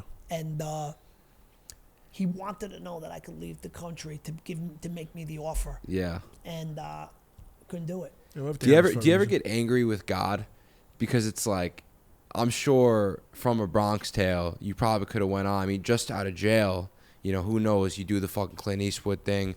Maybe it wasn't, you know, the biggest role in the world, but then you get tied with Clint Eastwood. You ever get angry with God that, like, your life almost turned outside of your control? Like, you might have, you know, gotten in the car to smoke the crack pipe, or you might have, you know, been responsible for going to the parties at the fucking China Club, this and that, but who the fuck is going to say no? Right. You know, so do you ever get angry with God because it's like this, it seemed like it was not fate anymore. almost. Not anymore. Now I'm totally trusting. Look what he's done for me. Yeah. I've skated a murder charge. I got off drugs. So, you know, it was definitely not a path that I could have ever in a million years or any writer could have came up with that, you know, would have got me to where I am today. Mm-hmm. But it's a process. Life is a process, like filmmaking and anything else. And you know how they say, you trust the process. I trust God's process because it hasn't failed me yet. So how can I can Fuck never yeah. get mad. You know what I'm saying? Fuck How could yeah. I get mad? Because it's like, now I have the wisdom to where something on the surface or something that, you know, initially, I don't even fucking think about that shit. Like, who gives a fuck? This will be all right either way. One way or another. It's one way or another. You like, sometimes you laugh. You like, you even wonder to yourself, what the fuck could this be for? Right. Yeah. And in your mind, you're like, all right, stay tuned. Yeah. Because you never know. Then it's like, 2 weeks later, you see how the shit starts playing out. Yeah. Because it's going to get better either way because your ability is going to get better. You know, like it's like a burnt hand. Eventually, you're not going to feel it. Yeah. Just anything. Some bad shit happens. It just gets duller as time goes on. You just don't feel it. Or the situation itself wasn't what it was, what you thought. Or maybe your mind made it 1,000 times worse. So either way, you know what I mean? It's going to get better. And it's already happened. You can't control it. So you got to just move on. And I know that's shit. like, Love that shit. it's true, but it's so hard to do. Of course. Right? Yeah, but how do you tell unless- somebody not to think of some crazy shit that just happened because it's done? Try to be in the moment and just, you know what I mean? So hard. Well, it's the experience that allows you to do that. You know, so it's like you're almost like a superhero now in a sense where you can actually have that perspective and like really trust the process. Right. Because who's to say fucking 2 years from now, fucking you might get that fucking De Niro phone call again. You might be sitting here on this podcast today. I didn't nurture that relationship. We don't fucking know.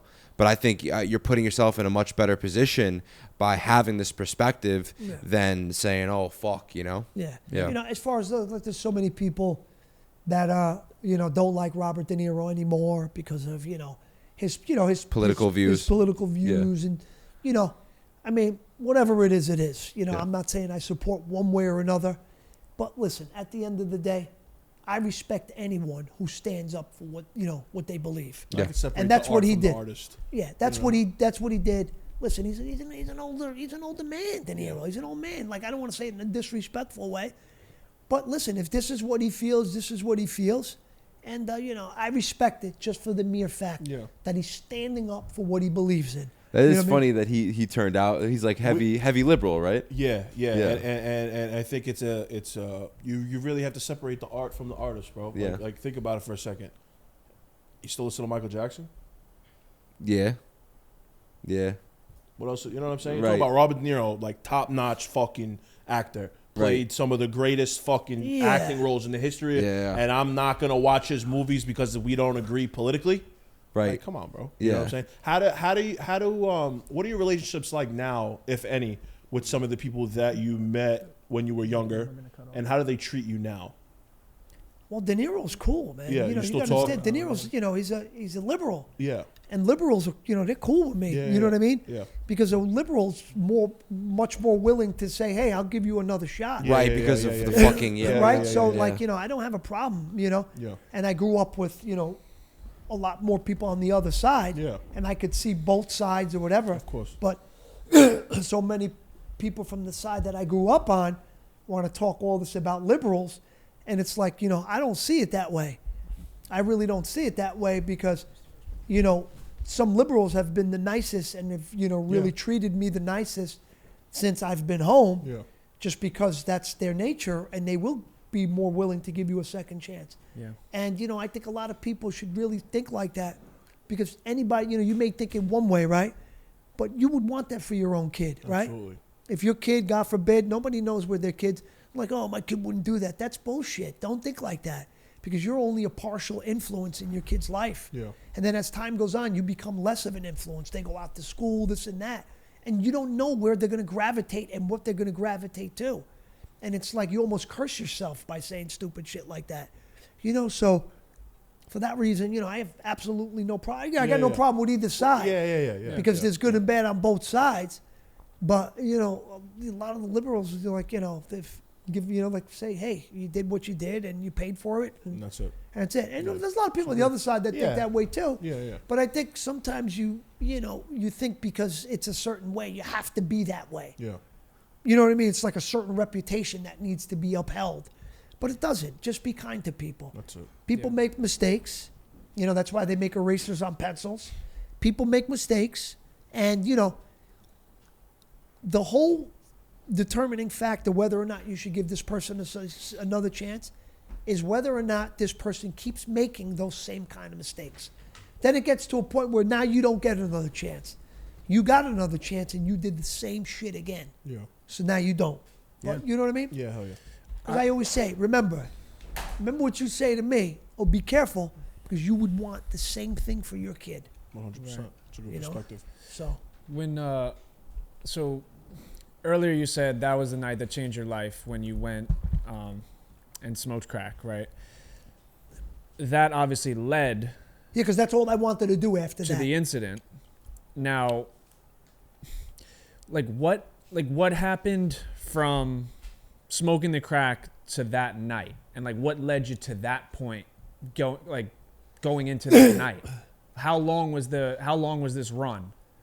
Well, that was June, and then that December. So those months, I was already an addict of, you know, I was already a heroin addict because I started with the pills. When I jumped out of the car, I was all kept paranoid off the crack and the cocaine. Oh my God. So then I fucked my head up. Then I started to take the pain pills. I got addicted to those. Then the heroin becomes more cost effective over time. So then I was doing that. And then that one day with the crack, because he said it's going to get you, that was the day. So then I took on a whole nother habit. So every day for that whole 6 months, I was smoking crack and snorting heroin. I literally blew like $14,000 in 2 weeks. I was Wow. blowing money like that, like fucking crazy. Jesus. And Yeah, now being is- up for 5-6 days, driving around, smoking crack. And it just The real- feels good. Right? Like It feels good, but it almost is like you smoke yourself straight Yeah. till you become back to normal again, and then you get yourself high. Right. It's just, it's nuts, dude. Yeah. And then fuck. and then what is the timeline to the night of with the cop? Well, what happened was during that time, my ex-girlfriend had broke up with me because I was getting so bad. She was going to Fordham College. She was aspiring to be a doctor, go to medical school, Nice. take the MCATs and the Yeah. whole thing. Excuse me. I'm sorry, guys. You're good. And, she thought it would be a good idea if she, like, broke up with me because I'm in the house smoking crack. She's starting to, trying to study. She did help me. She did try to help me, And I just never wanted to hear it. Eventually, we broke up. Heartbroken over this. I'm back home doing more drugs to not feel that. Every time I go by, she didn't want to see me. They're calling the cops. And that's when I became friends with the father. As a reason to be able to go by the house without it being for them and to say, hey, well, I'm here to see him. And then eventually, we started hanging out. And then the fateful night of December 10th, 2005. And that was the first time we had hung out after hours. He called me. So the guy is, the guy you were with was my ex-girlfriend's father. Wow. And I only hung out with him because it was a reason to see her. You know what I mean? So it wasn't like I was hanging out with this bad guy because of birds of a feather flock together. Yeah. Wow. They do in a certain sense because we did do drugs together. You know what I mean? Because I got arrested in Yonkers with his daughter in the car. They let her go. He saw it on the news. He went crazy. And then he goes, you should have told me. I would have introduced you to my guy in the Bronx. So now I meet these Italian guys that sell it. So it's not like, you go to like somebody's bad neighborhood. You stick out like a sore thumb. Yeah. And now I'm going to an Italian neighborhood and they got heroin, crack, all my Italian guys. So I'm there every day. And my addiction's going like crazy. I can be like, I'm eating once every 3 days because all my money's going to drugs. I'm putting $3 in my gas tank driving on the Hutchinson River Parkway doing 25 miles an hour. So I don't run out of gas in the right lane. You know what I mean? I remember one time this girl, Renee, she worked at a pizzeria and country club in the Bronx. She saw me. She was like, holy shit. She used to see me in the city. She's like, are you okay? I was like, eh. She was like, come inside. She goes, you want something to eat? Yeah. And I'll never forget that. She gave me like 2 slices. My stomach was growling, and I was going to go smoke more crack. But then I started becoming friends with this guy and all that, and then we got in trouble that night. Now, like, how does that night even start? Is it his idea? Is it your idea? Yeah, because I was home. My car had gotten impounded the night before because his daughter called the cops. My brother and father got it back. I didn't even know. I looked through the window. It was December, so it got dark at like 4 o'clock. I looked through the window. The car's in the driveway. So I'm like, oh, my God, they must have got it back. So now they're not going to let me use it. Then I had to con my mother, telling there was a party in the city. Scorsese's going to be there. Ma, please, it's going to help my career. Right. I need the fucking car. You know what I mean? So eventually I went. My mother gave me money, too, for the party. And meanwhile, I went. I got dope and crack, and I just came home. And I wasn't dope sick anymore. And my mother was like, that's it? The party's over? I was like, yeah, it was a short party. I said hello to all I needed to say hello to, and that was it. I told you. Meanwhile, I got like 2 bundles. You know what I mean? No, I didn't have that much. I had some. Because this is an important part of the story. So now I'm good. I'm not sick. I got, I'm in my room. The lights are off. I'm about to fall asleep. He calls me on the 2-way radio. Layla, what's up? You want to go for a drink? And that was the first time, other than going like for drugs, we were going to hang out. So this is the first time we're going out. So we went. I picked him up like an hour later. He was on the sidewalk. Every time I drive there, I still remember that night. We had the same color shirt, same color. It's like we had uniforms on. He was waiting on the sidewalk. I made the U-turn. He got in. We went to go buy crack, and then we went to a fucking strip club that night. We had no more dope. We were getting dope sick. We went down to the Bronx. And when people say, oh, you had to know. I didn't know. He was an older gentleman. He was a real guy. He's not some kid who's going to flash it. He's just not, that's not his style. That's just like not his MO. That's not what he would do. Okay, he may have had it on him other times, and I didn't know. Because, whatever. But he's not, he wasn't that, like he wasn't like a flashy guy at all. If anything, he was very quiet. So then I knew the guy, the Vietnam veteran who lived next door to the little kid from Bronx Tale. I used to go out with his sister. So that's how I knew this guy. And it was like a real Hail Mary. It's not like I do this shit. But when you're desperate and you're sick and you just need, this guy always had Tylenol, codeine. You're going to go by there. Even give me a handful. Give me 10. I may not get high, but it's going to take away the pain. I'll be able to fall asleep. And then tomorrow's like, I just got a whole new thing. All right, I'll be down there in a half hour. Like the guy re-upped and now everything's good. Just to get me through the night. You know what I mean? That was the state of mind. Just let me get through the night. Not let's go kill somebody. You know how much that complicates everything? when all you want is this little thing. Yeah. You think you want to go out there and commit a felony murder? No, that's not the, you know what I mean? But, It's crazy. Yeah. Yeah, that's. And I mean, I guess that's really the night that changed your life. Yeah, You know. it did. There was so many nights that changed it. Yeah. Like when, like one, there was probably that one was probably the biggest change. Yeah. But then you get other very pivotal and important Yeah, ones yeah. that maybe reaffirmed. Well, if you would have never smoked crack, then that night would Right, never and then you happened, get other and ones it's that just- reaffirm. Yeah. Like, don't worry, bro. We're Yeah, taking you. We're taking you the right way. Yeah. I know this doesn't look like the way, but trust me. And then some. Oh shit! Then you just start trusting it, like I said, because of the experience. So then you see it's never that bad. You know, like we make it way worse in here. Yeah. You know. Now, is anyone reaching out to you after this happens that, you know, was in the business with you? Is anyone like trying to make sure you're good? Are they trying to look Yeah, a out? few people here and there, but for most part, people stayed away. And you now know? what's going through your mind? Do you think your life's over at this point? No, I don't really. No, not at all. No, Yeah. why? Because they didn't want me in the movies. I don't No. care about. No, if anything, I'm thinking my life is just beginning. It's like, dude, I just got out of prison. I just did 8 years. I dodged a very big bullet. I'm sober now. I don't think my life is over. I think right now I'm thinking the best is yet to come. But Because I'm I saying don't, on Yeah, the- I'm more. I don't have this I'm more- clarity. I haven't had this clarity since I was like 15 years old. Yeah. So now it's like far from that. Yeah. If they want movies from me, if God wants the movies, that's what's going to happen. If you don't, there's so many other great things. When people say, "Lillo, any more movies?" Like sometimes it almost annoys me. Yeah. Like, do you think that that's all this life has to offer? yeah. I did that already. If it has to happen again or someone wants it to, it will. But if not, I left behind a pretty serious legacy. Yeah, Work hell with yeah. some serious people. Yeah. If I stop today, I can say, hey, I did this with this one and this one and this one. Right. Whatever, that's what it is. Yeah. And that was that chapter, and that's the way it had to go. But now in the upcoming chapters, that's not there anymore. No, for That's sure. a whole different thing that's fulfilling in a different way. And that, you know what I mean?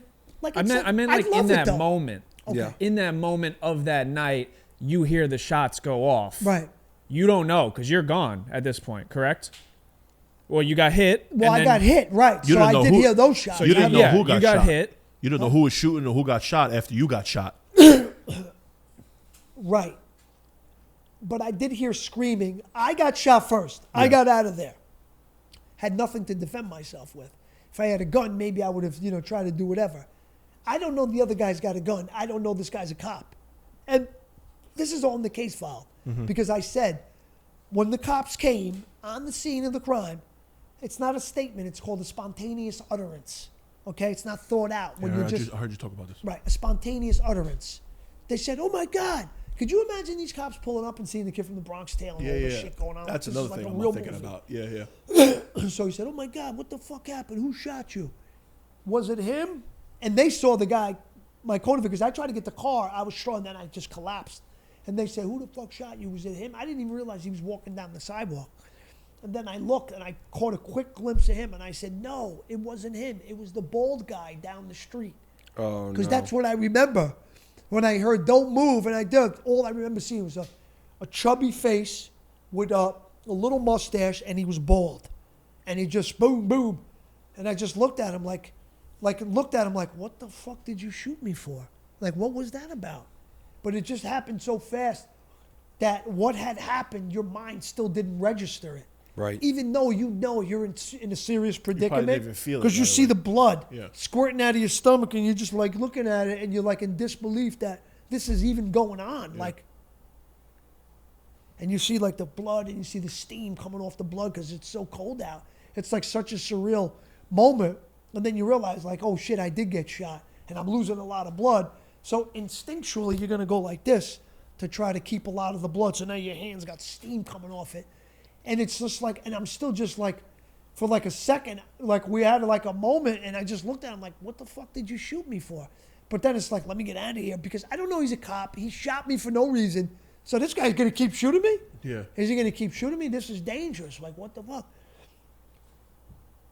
So as I'm walking away, that's when more a gunfight ensued. Then it was like, boom.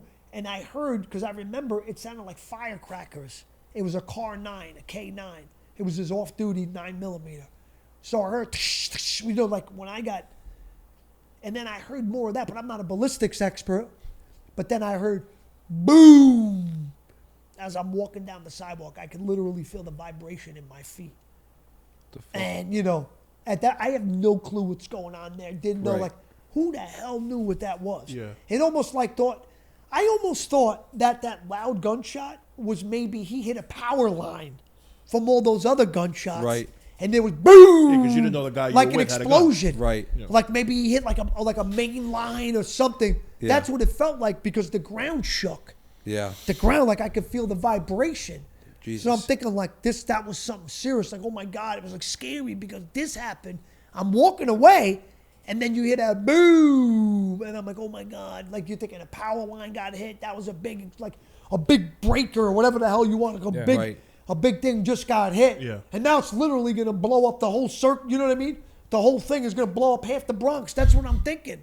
Because it's just happening so fast. Oh my God. And then these guys come from down the street. Oh, you know, like, oh my God. Who Other look, cops. look. Yeah, who was it? You know, and I said the bald guy down the street.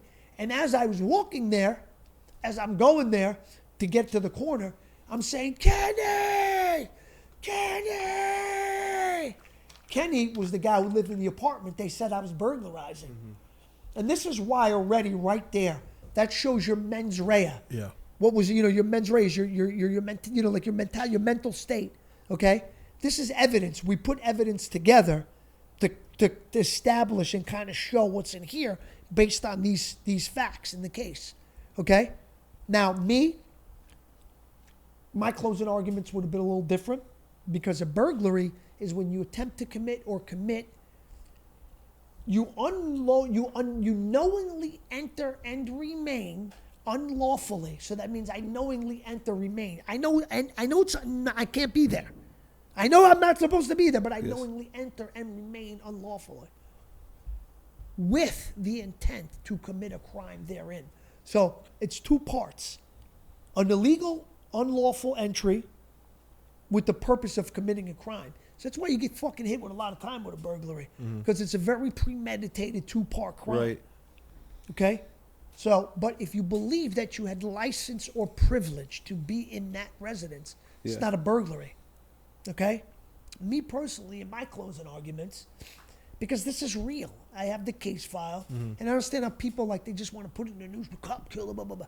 But this is like this fact right here, and it's a very layman explanation. I would have included it. Okay, I'm walking away, like gripping my stomach where I'd been shot multiple times. There's blood leaking out, and I'm screaming, Kenny, Kenny. The house you just in. Right. The guy, they say Lillo's burglarizing this guy. Yeah. Okay? I would have said, ladies and gentlemen of the jury, I'd like to think we put together a pretty good case with a lot of good facts. But there's one fact in particular that I'd like to turn your attention to. Do you remember the two Spanish people, the Montalvos? You know, you establish a rapport, you know, with the jury. You've seen them now for a month. It's the same faces. So now they know you, you know them, so you feel comfortable like you can do this. Let them think, you know, you guys are cool, and you know, talk to them right here. Remember the Montalvos, right? You know, the Spanish people that needed the interpreter? Right. Do you remember what they testified to? They testified to the fact that they heard a male voice in desperation screaming, Kenny! Kenny! Let me tell you why that's so important. We later on established that male voice screaming, Kenny, Kenny, in desperation was my client, Lillo Brancato. This is after he had been shot multiple times, losing ounce of blood by the minute, fighting for his life. And now in a time like this, you're in fight or flight mode. You're not thinking about what you're saying or what you're doing. You just instinctually react. And the priority in your reaction is safety. And my client, Lillo Brancato, didn't say or scream, police! He didn't scream to the guy he was with, Armento. He didn't scream, "Mommy!" He screamed for one person. He screamed for Kenny. Place that my client, Lillo Brancato, was allegedly burglarized. So, just think about this. My client, he didn't scream any other name but Kenny, the guy that they're saying Lillo was robbing. Let me tell you why this can't be true, ever. This is not a statement where Lillo's talking and he's thinking about what he's going to say. He's reacting. And he said Kenny because that's where he felt in a time of desperation that he had his best shot at getting help, someone to save his life. Now, if that doesn't say that these two men were friends and that my client, Lillo Brancato, had license or privilege to be in that residence, I don't know what else does. Thank you. You got to say that. The jury's going to say, yeah, why the fuck did he scream? That's in the case file. Yeah. You know what I'm saying? I get crucified, cop killer. This is the case. Yeah. You can't say that this was taking place if that happened. That unintentionally happened. And that showed everything. I called for the guy. I told you I know him. I didn't know he was dead. He died in July of 05. I didn't know he was dead. It's December. Yeah. If I knew he was dead, am I going to be screaming his name? I'm about to die, dude. Yeah. I haven't seen this guy in a while, but I'm calling because this is the fucking most legitimate place on this earth that I can get help right now that's accessible to me. So in other words, I trusted him to help me more than the guy I was with. Right? Instinctually, I just called for him. Yeah. So how are you going to have that same intent to go rob this guy? It's just not, it's legally repugnant. It's inconsistent. It can't happen. And your lawyer didn't use this, you're saying? No, he didn't think we needed it. But I mean, come on. That would, Yeah. Because anybody, you could have somebody with a fucking second grade education. It's all you got to do is say, why didn't he? That's it. That's reasonable doubt. Once they say that, it's over. That's all we had to do. We did our job. So you were convicted of burglary and not attempted. Burglary. You were attempted burglary, Right. and that was In the first degree, in the serious first degree. physical injury to a non-participant. There was two different counts. One Okay. was with a load of a firearm, Okay. which they couldn't prove, Of course. and that's why I beat the felony murder because that's the crux in the case, Right. whether or not the knowledge of the gun. Right. But the attempted burglary with serious physical injury to a non-participant, they did get me on, which Right. to me, even that is legally repugnant. Yeah. Because, Because of what you just said. well, listen, but you're saying I'm guilty of serious physical injury to a non-participant in the commission of this attempted burglary, right? Okay, the serious physical injury inflicted on this non-participant was by a firearm that you have already acquitted me of having knowledge of. Yeah. So if I don't know about the thing, how the fuck can I be guilty of what it does? Yeah. It doesn't make sense. This is what I went through. I know. Trust me, if you got me somebody right now that has that case, a burglary, felony murder, I can defend them. Trust me. Yeah. I researched that case. I was in the law library every day. I would know exactly what to look for. I would go exactly where I had to go. Yeah. And I would say, listen, you're not going to win this. They got all this shit, this and that, your own statements. They're not going to throw them out because there's no reason to. You were in perfect fucking mental state. You know what I mean? But And is your lawyer just not listening to you, or you're not bringing this up to him? He's probably I thinking said he's to he's him, a lawyer. well, you know this, he's like- a top-notch attorney. Yeah. Joe So in Tacopina. his head, he's like, I know what He I'm didn't doing. think he didn't want to overdo it. Yeah. But I think we could have pulled some of the other stuff back, and because this is a Bronx jury, you know what I'm saying? There, a lot of laymen in the, that would have been an explanation that anybody could have understood. Yeah. Not to say that they're stupid, but this was, like Bronx people like me. Yeah. And that's telling them this is what it was, man. I called for help for this guy. Yeah. You're not. Come on, man. You think I'm going to fucking jump in this guy's window, but then I'm calling him for help? Right. It just doesn't happen that way, man. Yeah. Didn't you almost get screwed with the glove? Okay, yes. The glove is another thing. I know, know, like the crazy. OJ, the Fucking OJ crazy. thing. I don't know about this. Okay, so Yeah. Tacopina, I called my mom when I was in Rikers, and she said, call your lawyer. He wants to talk to you. And Joe, He's got, he's no joke. He was Trump's lawyer, Meek Mills, A-Rod. He's like huge. And he never calls. If he calls, it's something serious. Fuck. We got 90 other people that work for him now who call. But if he calls, he's not calling and saying, how you making out over there? Yeah. So, my mother said, call Joe. Because Rikers Island, you got 2 phone calls. You got a 6-minute, which is a number 2, and a 15-minute, which is a number 1. And then it's 5 hours to replenish. But in 2.5 hours, you'll get some of it back, but not the whole. So my mother was like, call Joe. Don't waste your time on me. Hey, Lillo, listen, I've always told you got a great case. You got a great case. Yeah, I bet you I do. No bail. You know what I mean? But he tell me, you got a great case. Stuck here, Yeah, you got a great. He goes, I've always loved this case. I always thought you had a great case. I love Joe. He's like, I consider him a personal friend. He goes, there's a lot of great facts. He goes, I got some of the discovery today. That's the evidence. And he goes, there's one thing I don't like too much. They found your bloody glove on the windowsill. And I'm thinking, bloody glove? I got shot by up the street. What, they planting fucking gloves now? What the fuck is, you know what I'm saying? It turned out it wasn't my glove. It was the EMS people. But for those few hours before my mother said, Joe, call Joe again, because he found out about the EMS thing in between. Because now I'm thinking my ship is sunk. Fuck, yeah. That's it it. got planted or something. Yeah. So now I know I can't win, because now even with they're fucking with me either way. I can't win, even with the most innocent fucking facts and everything else. I can't win. It's going to be impossible. So now it's like, fuck, that's the felony murder, because if I beat the burglary, then I beat the murder. Yeah. You got to beat the underlying felony. You could still use the affirmative defense to felony murder, which I did use, because I did get convicted of the attempted, but I still beat the murder because we used the affirmative defense. It's 4 elements. But when I saw that shit, I was like, oh, that's it. But then, no, Lillo, call Joe.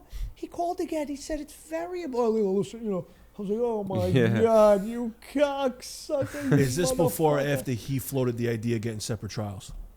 No, we wanted the separate trials. Yeah. Right, yeah. Because, I mean, that I feel like... I never, said anything, or whatever. It was, it is what it is. But he just thought that it doesn't really take, genius to figure it out. But if you got a jury of 12 of your peers, 12 people and 6 alternates, and they're sitting there, and you're right next to this guy, and they're hearing all this horrible shit about him, and you're shoulder to shoulder with this guy, they're gonna lump you in with that. Yeah. There's a very good shot. it saved you for sure. So then we used the it was called name dropping in all these different case laws, like a Molyneux hearing, a Sandoval hearing.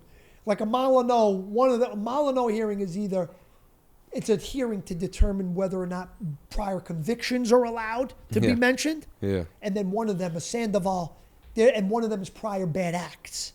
Okay? And then you could have what's called, we did have it in my case, it was called a Huntley hearing. A Huntley hearing is to determine whether or not statements made to the cops will be admissible. So now, for whatever reasons, you're under duress. We had an expert witness testify to the fact that I was in what you called, in medical terms, a twilight sleep. Dr. Spencer F., an expert in chemical dependency. Because I'm getting interrogated by cops. Meanwhile, I'm on fucking fentanyl because I was a heroin addict, so morphine's not strong enough. So you're speaking with the cops. You didn't ask for a lawyer immediately. They didn't give me the chance. This has got to be. I'm on bed. I'm on life support, dude. Right. I'm fucking intubated. Yeah. Wow. I'm in a twilight sleep. I'm on fentanyl, morphine, Ativan, Versed. I got a collapsed lung. I just lost my spleen. I'm all fucked up, dude. I'm dying in this hospital. They shouldn't be allowed. And to these speak to you scumbags like want to come in there and they want to start interrogating. Yeah, it's crazy. And the doctors did he almost laughed, like you could wipe your ass with these statements. You know what I mean? Because at this time there was no video camera, no tape recorder, nothing. They think you killed the cop. Yeah. They think you killed the cop at and this they point. changed it because you have what's called first they have the handwritten notes, and then those notes get transferred into what's called the DD5. And it's so crazy because you're privy to all of that. It's crazy. We can see this shit. Why would you fucking write this in the handwritten notes and then in the DD5 change it? One of the detectives, his name was Claude O'Shea. He was a homicide detective. He asked me, because not that I remembered from that night, from later on, because I seen all the evidence and all the shit. He asked me, when did you hatch the plan to go to Kenny's house? That was the guy, Kenny. Kenny! And then he said, was it in the car? And he said, I nodded yes, because I'm on life support, bro. I got fucking tubes. I'm dying. Beep. You know what I mean? And this guy's in the car?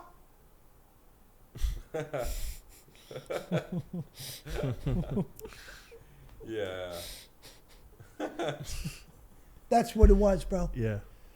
So, when did you hatch the plan to go, the DD5, the official? When did you hatch the plan to rob / burglarize Kenny's home? Was it in the car? That's what we were talking about it on the hutch. Stevie said, you go through the window. I'll be over there. Anybody comes, we'll take care of it. Oh, all right. Like that's what they made it out to be. Yeah, yeah. It's nothing like that. Get the fuck out of here. Yeah. You weren't going there to rob him. Yeah, we're just going to get some fucking Tylenol with codeine. Yeah. Just a little buffer to the morning. Come on, can't a fucking addict live? Yeah. You know what I'm saying? That's all I Yeah. wanted. Yeah.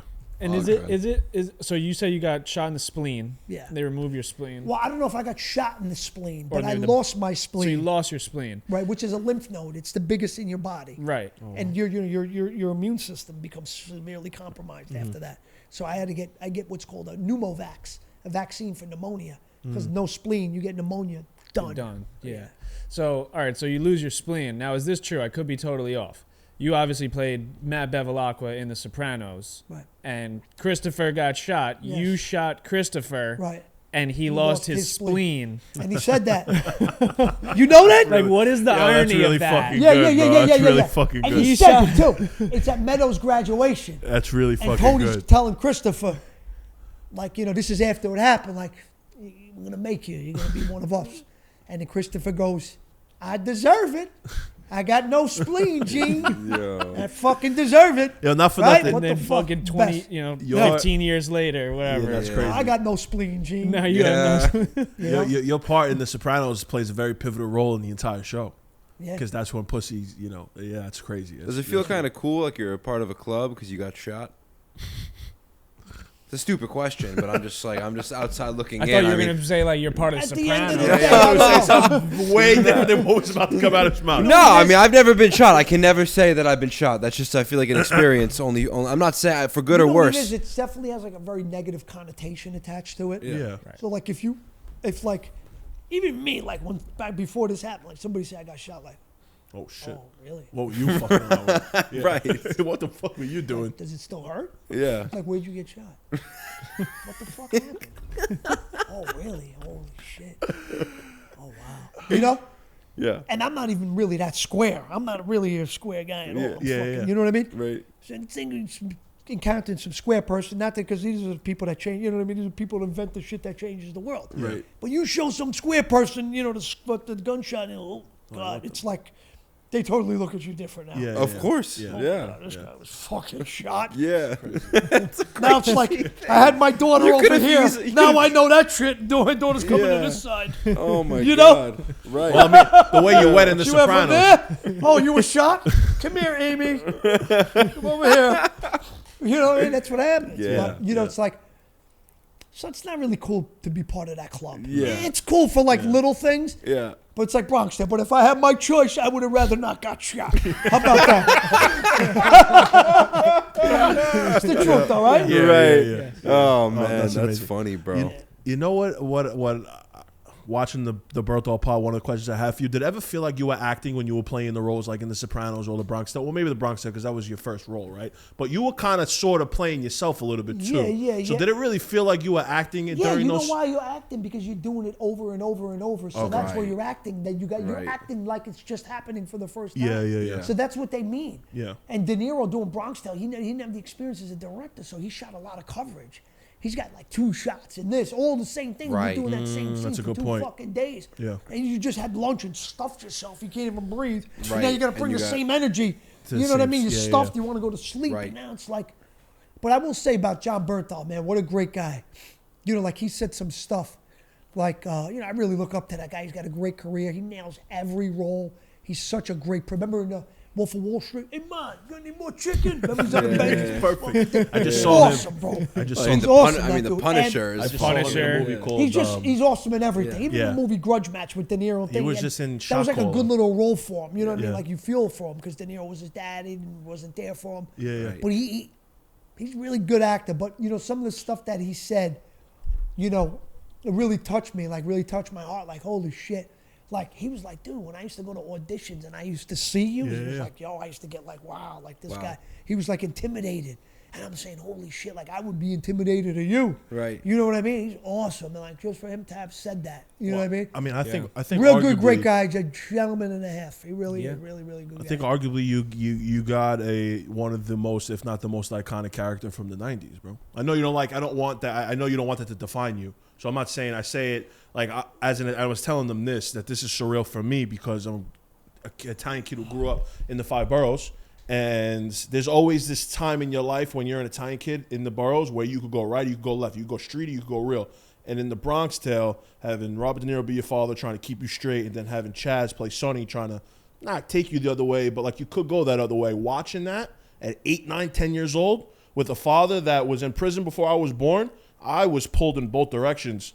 So my point to that is just to really give you your flowers. I know you don't want to be defined by that role, but that role is it's probably one of the most iconic roles in my opinion, just in cinema in general. Yeah. Biasly because where I'm from and I'm an Italian kid. You know what I'm saying? And that's a big reason why I think I got the role as well, because it was the kid who shot Sonny.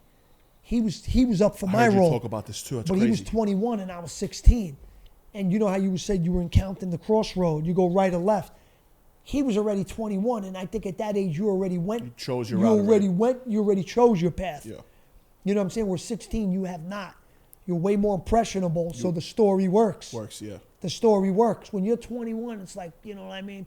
I would have already went my father's way. It would have never took me to 21 to decide. It would have already been decided. Yeah. And the path in which I would have chose, if it would have been my father's side, this wouldn't have had that much of an effect on me. Because you know what I mean? I would have already been going, you know what I mean? It's amazing. Going It's amazing. Yeah, but it's very true. You know, like Yeah. that story transcends time. That's what I'm the saying. life It's lessons in it. iconic. It's Yeah. iconic. I saw you say, and I just want to hear just your opinion. The first scene that you shot was the shaving scene, right? What was that like? No. That was the audition scene. That's what I meant. That's what I meant. That's what got you the role, basically, right? What was it like to not have acted before a day in your life, and you're acting with Robert De Niro in this scene where he's your father and he's giving you life advice and you're shaving, but you never acted before?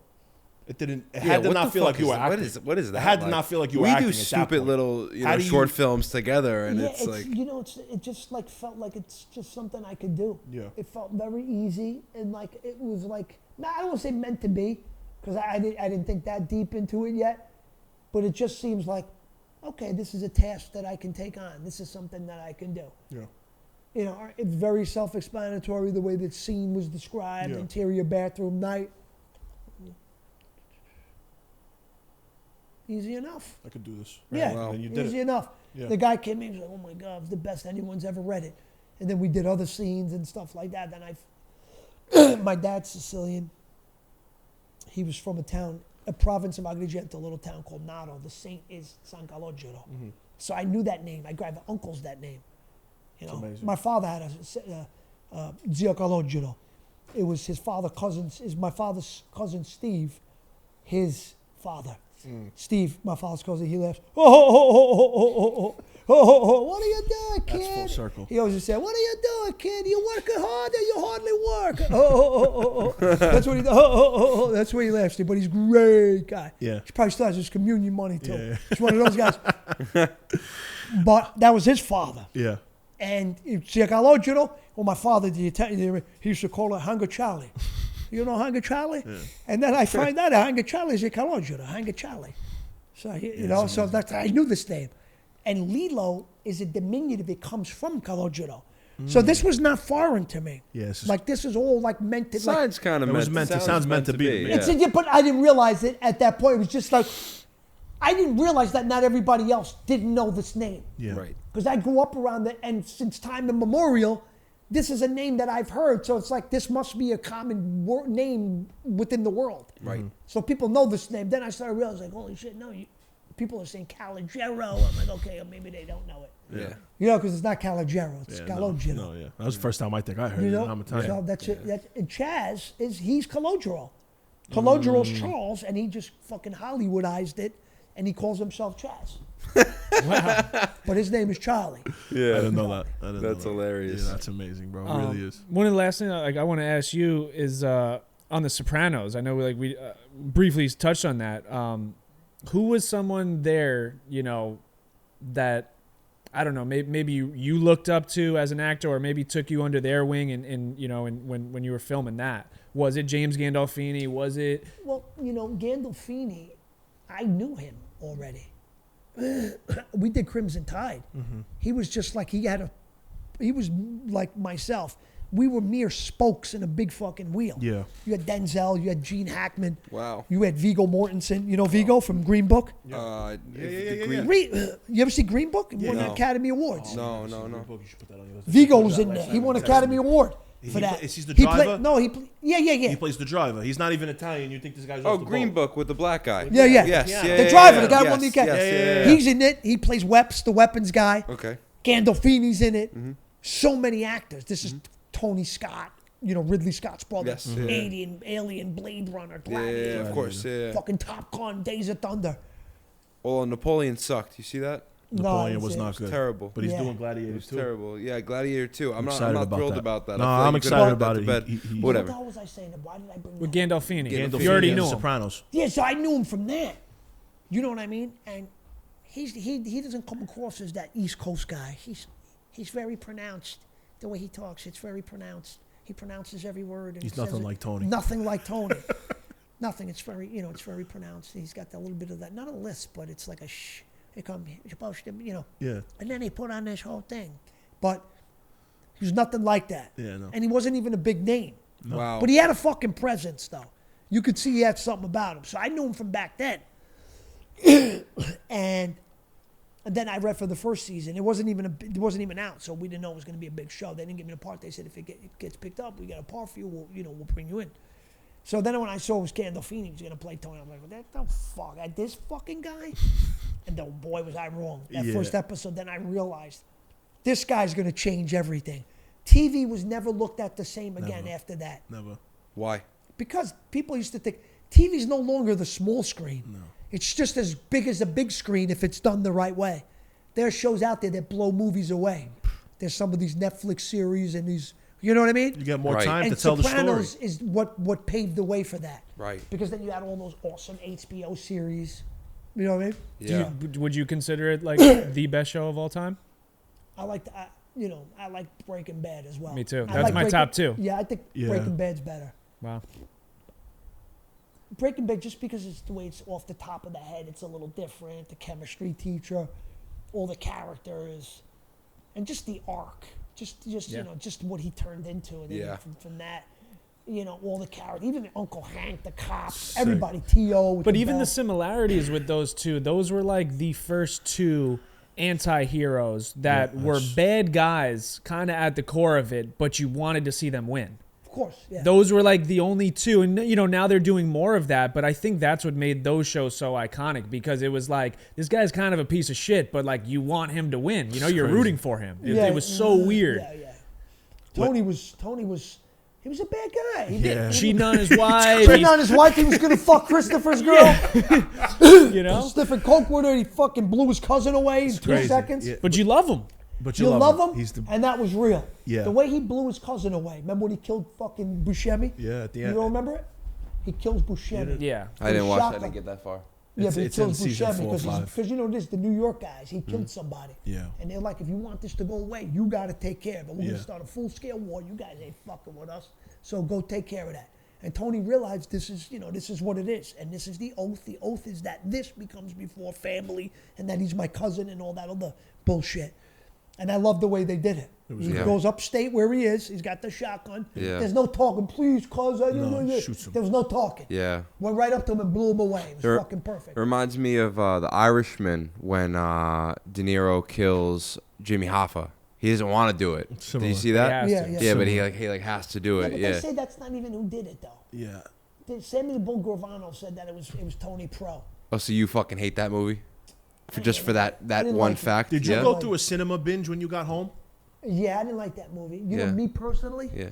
I think Scorsese's probably one of the best filmmakers of all time. Yes. Nobody uses the camera better than he does. Yeah. He can make anything. Just what he did with Travis Bickle, and just the stuff he talks about. Should I pan? Should I track with him? Should I let him go out of frame? And just the shit that he's so obsessed with this fucking stuff. But that's what it is. Yeah. And he says every cut creates a different sensation. So if you fucking cut it 1 second, the sensation's Yeah. different. And the stuff that Scorsese says is mesmerizing. The way he used Leota's voiceover in Goodfellas, and he used them as a steady cam. Remember when he was talking about just when he introduces everybody? Yeah. That's Henry's the camera. Yeah, Yeah. It's a steady cam POV. Right. Everything's got to go right. Yeah. But when he uses Henry's voice and he says your murderers always come with smiling faces and they come at a time. And remember, and at a time when you need them the most, and you see De Niro, remember his head pops out of the boat. Hey, Right. It was like so perfect, like Yeah. Scorsese, like It's pure when you art. see stuff like that, and you just even Travis Bickle, like Raging Bull, you know, a lot Yeah. of too. You got to give it to Thelma Shoemaker. She edits all his films. Just the stuff in the beginning of The Ring in Raging Bull when he's like he was like Sick. Lamont in a slow motion. Yeah. How he Hopping removed the around. audio in the 2 ring. months took her to cut that. Wow. You know what I mean? But you got to have money. To Yeah, of fucking be course. an editor. Yeah, 2 months yeah. to fucking cut an intro. Yeah. Come on, bro. Yeah. Yeah. It's insane. Yeah. You Yeah. get these indie filmmakers, they don't got money to wipe their ass. You know what I mean? You got people, Right. 90 people doing them favors. Yeah. And we're paying Thelma fucking Yeah. for 2 months to cut one scene. But The Irishman, to me, should have never even been made. Really? I don't think no, it was not a good movie, not a good film at all, in my You opinion. really think Way so? too long, Why? should not have been. It was 3.5 hours Yeah, long. yeah. You know, that was maybe not the topic they should have chosen. Yeah. Nobody from nowadays knows Jimmy Hoffa. Right. Where's some kid? They have no clue or no interest to see what the fuck happened with Jimmy Hoffa. Right. I actually thought with all the money, the technology, Scorsese's one of the best ever. I thought that who really killed him was really going to be revealed from this film. And, you know, De Niro's performances are always good. They're great. I just don't think that the CGI was up to par. Yeah. It didn't look real. Yeah. It's so hard to think he's younger than Pesci when he's telling him about the timing belt. Well, the way he's walking, especially, I think when he shoots the guy in the diner, he's supposed to be young, but he's walking so old. Yeah, when Yeah. he shoots Crazy Joe Gallo. Yeah. Yeah. That's a crazy scene. Crazy. Because Yeah, shit is I surreal. saw him. Remember when he goes and throws the gun in the water? Yeah. I did a Woody Allen film, Wonder Wheel, and I had to wear a hairpiece. Before I shaved my head, my hairline was like here. Uh-huh. So I remember the lady, Patricia DeSerto, the casting lady, because like I went actually in there and, you know, I read for a couple of roles. And she goes, Lillo, she goes, I have some really good news. She goes, Woody loves you. She goes, he thinks he loves your voice. Lillo, Woody had one question. He wanted to know, would you wear a hairpiece? I'm like, yeah, I'll wear a fucking hairpiece. Yeah. I'll wear 3 hairpieces. Yeah. What are you fucking crap? Of course I'll wear a hairpiece. Yes. Yes. Oh great! I'll pass it along to Woody that you wear a hairpiece. That's He's hilarious. gonna wear a hairpiece, Woody. So, why did I bring that up again? You brought that up. Irishman. Irishman. Oh, okay. CGI, yeah. Okay. CGI So looked Jerry bad. Popoulos, he did my hairpiece. Uh-huh. He's also De Niro's hair guy, and he fucking knew because he came to try me on for the wig. First, he does a thing with like Saran wrap, puts it on your head. Yeah. And puts like this thing around. Then he draws the lines of where the dimensions would be, and then from that they make the fucking it's Saran wrap with tape. That's how that's like the mold. Fucking, yeah. and then he was halfway there, so then he came to my house and tried it on. So he knew I lived down. Oh, I lived right here. Remember I told you I lived right here. Yeah. They were shooting The Irishman right down there on Wow. the water. Wow. Wow. He messaged me at like 6 a.m. I'm on the fucking treadmill. He's like, Lillo, we're gonna be in your neighborhood today, Jerry. He goes, why don't you come down? Bob would love to say hello.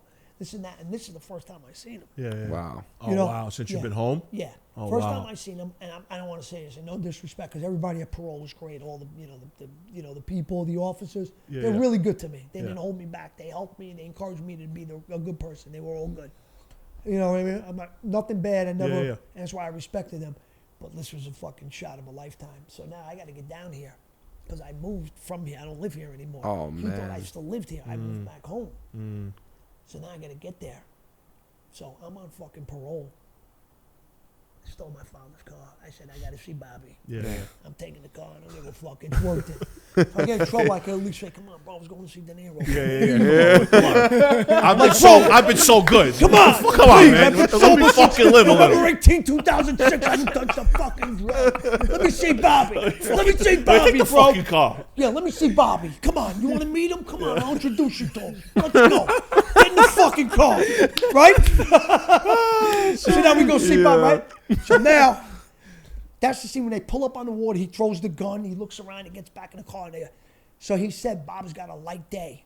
Because now he's got like some fucking monologue where he doesn't want to see people. He's going to throw them off. Gets out, throws the gun. It doesn't require anything. So now, he's got those platform shoes on. And he looks with the green contacts, and they got the lines for the CGI. It's fucking a weird. Oh, God. Seeing him after all these years, and then like that, Yeah, I can he's only like imagine. 7 feet fucking tall. He looks like Herman Munster, and you're trying to have this heart to heart with Bobby after all these years. after Like, all yo, these years, yeah. he's like. But he was. Well, I'll you tell look what, just fucking like him, too. That's the crazy part watching this. But he did pull me aside, and he was like, he goes, "Are you okay? Are you okay?" Yeah, Bob, I'm all right. He's just like he was more shy than me, but he's a sweet man. That's why I could never, like, regardless of people say what he did, listen, I respect he's a fucking 80-year-old man, and he's sticking up for what he believes in. You don't like the guy. Yeah. You like him, that's your thing. He doesn't fucking like him. Whatever. You don't know what happened back in the day. You don't know. He told De Niro, go fuck yourself. Yeah, I'm yeah. getting this property. What do you think? I give a fuck you're an actor? Yeah. I don't give a fuck. Wipe your ass with Goodfellas and The Godfather. You got to make another 100 more of those to fucking outbit me. Get the fuck out of here. Yeah. And it's crazy because I could see Trump doing something like some that. shit like that, Right? yeah. But that's like, you don't know what he did. It's not, it's probably like 10% political and about 90% personal. Right. Yeah. But whatever it is, it is. For an older man like that to go out there and do that, you got to respect that. Yeah, 100%. A lot of people would never go out there and have the courage to do that. He made, it didn't look great for him to do that, but you know what? I think he didn't give a fuck. No, he didn't. And you got to respect that. Like, I hate this guy so much, I don't give a fuck what I look like. Yeah. You know? But, so, yeah. What was that moment like for you to see him again? Yeah, he was like, hey. It's like, how you doing?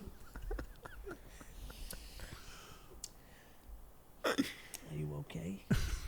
Are you okay? But it was real, genuine, real yeah, sincere. yeah. Right. And he knew that I had spoken to his daughter, Drina. Mm-hmm. And, Drina's real good people.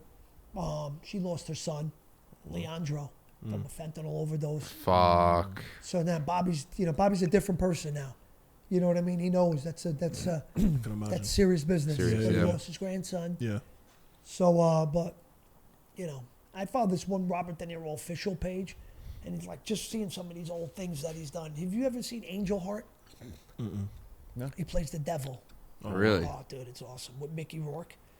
Oh, No. wow. It's the scene when he tells Mickey stunning. Rourke, you owe your soul to me. Yeah. Because his name is Louis Cypher, Lucifer, and he hires Mickey Rourke. Mickey Rourke's a private detective. His name is Harry Angel, and he hires him to find this guy Liebling, Johnny Favorite. His real name is Liebling, and he wants to find him because he owes him something. He owes him his soul. This is a fucking awesome movie. Yeah, De put that Niro's on got my the list. long fingernails. He's got the long hair with the beard, and he's very controlled. The way he plays the devil, Johnny, because they call him unbelievable. I'll put that on my list for sure. Yeah. He's got these like hard-boiled eggs in the film because he knows he's the devil, and the devil is always gonna fuck with you. But he knows that Mickey Rourke's got a thing with chickens. He hates chickens, so it's hard-boiled eggs. Sure. Already it freaks him. He goes to see him, and he's looking at him, and he's got these long fucking fingernails, and he goes, "Some religions," and he goes like that with the egg, and he just rolls it, and you hear all the shells start cracking. And then with his nails, he pulls the thing, and he holds the egg, and he says, in some religions, they say the hard-boiled egg is the soul of a person. Just the way he bites into it, so sick.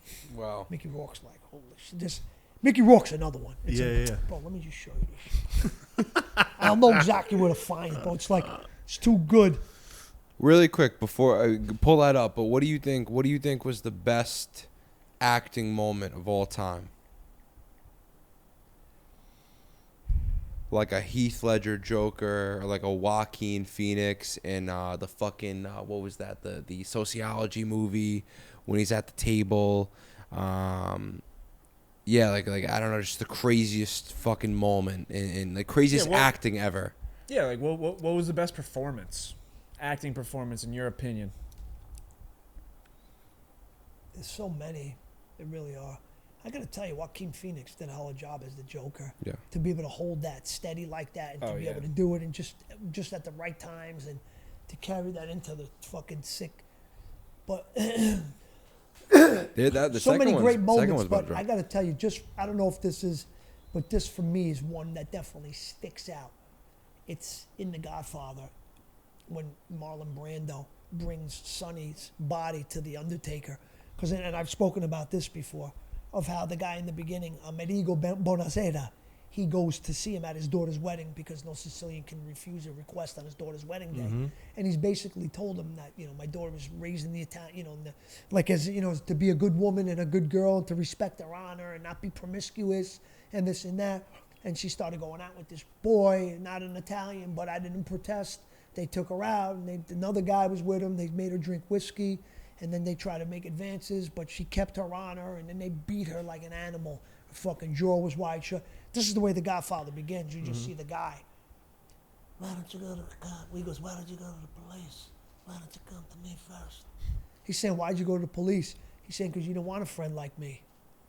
That's why. You know what I'm saying? You're ashamed to have friends like me, a bad guy, and now you come to me on the day that my daughter's to be married, and you ask me to commit murder. He goes, that is not the act of, you know what I mean? That's not the way friends act. And he says, if you did do the right thing, that scum that did that to your daughter will be paying this very day. But then eventually he relents, and he says, I'll take care of it. And he says, and one day, and this day may never come, but I may call on you for a favor. And you gotta. So this is the guy. This guy humbled himself to go talk to this guy, somebody who he would never want to be involved with, but he did it for his kid, just because because he loved his kid so much that they suspended the sentence. The guys were freed. The courts did nothing. So he said, for justice, I must go to Don Corleone. For his kid, he did that. So now he said, and this guy, he's an Italian guy, came to this country with a craft, and he was an undertaker, a mortician, So now when Sonny gets killed, did you ever see The Godfather? I mean, I Yeah, know. Of course, I've seen them, but I haven't seen it in a long time. But Sonny gets killed. The son, he was like a very hot-headed guy, and they set him up because he was so hot-headed, and they knew exactly what the fuck he was gonna do and how he was gonna react to his sister getting smacked around by the boyfriend, the husband. They knew he was gonna go give him a beating, and they knew he was gonna go through the toll booth, and they shot him up. Barzini's guys, Emilio the Wolf Barzini. Because you read the book and all that, there's all the context. But Barzini was hardcore. Yeah. Barzini's guys killed him at the toll booth. Like, they must have shot him, 200 times? How many times did they shoot him? In his face, everything. And then one guy kicks him, too, in the face. Lets you know this is personal, too. Yeah. So that's it's a boss's son getting killed like that, massacred. So now this guy's a mortician, and he said that fucking thing may never come, but it may that day. And now he's going. Now you see them coming down the elevator, and you see the grate, and the guy's just waiting there, like an obedient servant, just waiting there as the thing's coming down. And Brando just lost his son in this fashion, so he was a little out of it. And he says, yes, Godfather, anything. This moment for me, he takes, because his face was covered with like a sheet, and he wants to show the guy what he needs him to do. Because literally he's got fucking bullet holes in his face. So basically he's telling him, I want you to be able to make him look in a way that we could have an open casket, his mother could see him, and we could do it this way rather than have a closed casket. That's not what we want. So he's got to show him what it is, right? And just the way he pulls it up. His fucking eyes started twitching. And then he just says, look how they massacred my boy. Like you could see, he's like, he was trying to be the Don. And he was trying to keep it together, but he couldn't. And you hear that, wait, his voice and his fucking eyes started twitching. That's a powerful moment. There's not too many people on the planet Earth ever that would be able to do what that guy did in that moment. Yeah, it's. I don't care. I'm not going to name big actors that wouldn't be able to do that shit the way he did it. There's nobody. Marlon fucking Brando, huh? And then he pulled himself together, and then he became the Don. Yeah. It just took him a little longer than he had anticipated because he got choked up. It's crazy. Yeah. He was That was acting with cotton balls in his mouth, I think, all the movies. You know, like Get that. Anthony Quinn. You know who Anthony Quinn is? No. Anthony Quinn's another actor. He was up for the role. Mm-hmm. He was another big consideration. Logically, on paper, he would have been a better choice. Yeah. Because he's from Argentina, but he speaks with that accent. So you could have believed him as an old school guy that came from the other country and had that little bit of an accent. Brando didn't have no accent. In a way, that's not real. Yeah. But he was so good that you don't even give a shit. You don't. That presence on that screen with that face, and the bulldog fucking with the cotton, and what crazy. he created, that's nobody in the world. And people ask me, which Godfather you like better, the first one or the second one? Because the second one's just as good, if not Yeah, better, in yeah, many yeah, people's eyes. Yeah. But I say the first one Yeah, me too. just because of Brando. Yeah. But I love Sonny too, Of course. and I love Salazzo. But I would go one too. I'd never seen the third one. They tell me not to. You remember Salazzo? No. You don't remember Salazzo? Salazzo was known as the Turk. Remember, he was good with the knife. Oh, okay. Remember Yeah. when yeah. he wanted Don Corleone to get involved in the drug business. Yeah, they don't and do Don that. Corleone said, it makes no difference to me the way a man makes a living. He goes, but this drug business is a little dangerous. Even he didn't want to fuck with it. Salazzo was no joke. And as Tom just comes back and he's the consigliere, he's talking to the Don. He says, all right, he's telling him what's on the agenda. We got to meet with Virgil Salazzo. He's known as the Turk, known to be good with a knife. And as he's talking, you see him walking up the stairs. You see his silhouette with the fucking hat. Sick. Salazzo. Yeah. He said he's known to be good with a knife. Wait, what the fuck was the dialogue? He's known to be good with a knife, but only in matters of business to a reasonable complaint. Where the fuck did you get that dialogue? Yeah, right. He said he's known to be good with a knife, but only in matters of business to some sort of reasonable complaint. And he was good with a knife. Yeah. You remember when he got Luca Brasi? Yeah. You read the book, Luca Brasi was like, even the Godfather was scared of him. Yeah. And he was like a sick fuck. That's a He sick was scene like, too. Don Corleone. Like he's like a mumbling guy, but he's a killer. And he went to go see Salazzo because they know Salazzo's not playing. And he's with the Tatalias, they're backing him. So the Don says, I got to send an animal to deal with these animals. Yeah. And he sends Luca. So you think everything's going to be okay. I'm sending my best out there. I got Luca Brasi and fucking Salazzo, just like Tom told him. He's known to be good with a knife. Only in matters of business to some sort of reasonable complaint. And just the way they're looking at him. And he's trying to turn Luca. He's trying to tell him, like, I heard you weren't, but he's speaking in Italian. I'm going to speak in Italian. Then he tells him, and he says, I heard you weren't happy with the Corleones anymore. He goes, I need a guy like you, a strong guy. He goes, I heard you weren't strong, with the Corleones no more. Maybe you want to come with me, blah, blah, blah. And then he says, Bastards, he's on the Zubon. But that's real dialect, like a real fucking dialect. And he's saying, only if the money's good. That's what Luca Brasi's saying. Bastards, he's on the Zubon. Only if the money's good. And then he tells him, this much to start and this and that. And he goes, Ming. And then for the fucking translation, they write not bad. Ming, not bad. That's pretty good. But you know something. They played that scene so good. Gotta be You the could, two best you, movies. you could feel the fucking tension. Yeah. You could feel the tension. You could see fucking Bruno Tattaglia's there. He's there. And I am Bruno Tattaglia. And he's there, and he's just saying, Salazzo comes out of the darkness with the fucking hat. It was so awesome, dude. And remember, he touches his hand, and then one guy grabs him, and just like he told him, he's good with a knife. And that's it. Bang! Puts it Sick. right in his fucking hand. Sick. Yeah. He got the knife in his hand, and they're choking him out. Because now Salazzo knows. Mikey Corleone knew. Pacino, he wasn't on the muscle end. After his father got shot up, he said, I got to take over. Yeah. And he told him, after the cop beat him up, he was a crooked cop. I'll leave off on this.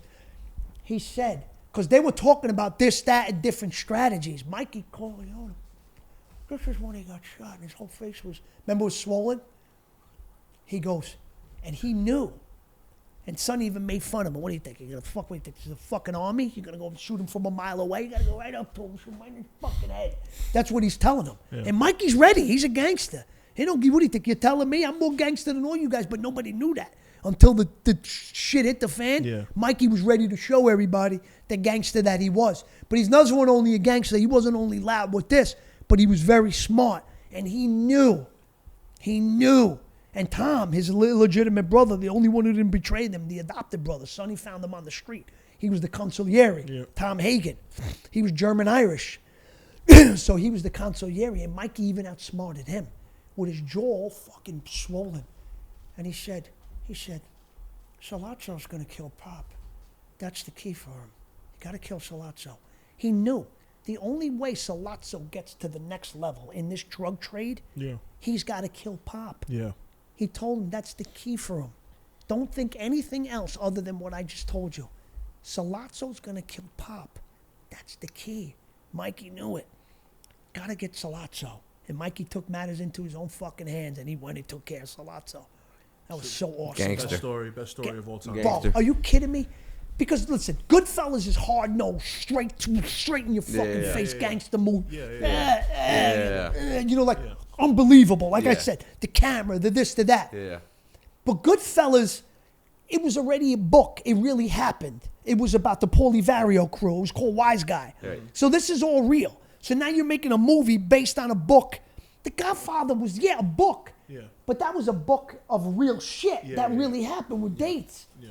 The Godfather is like all these different things, like with the Sinatra thing, all like parts of real life put into this beautiful story of family and love that had that gangster backdrop, but never, despite how beautiful it was, it never lost its authenticity. Yeah.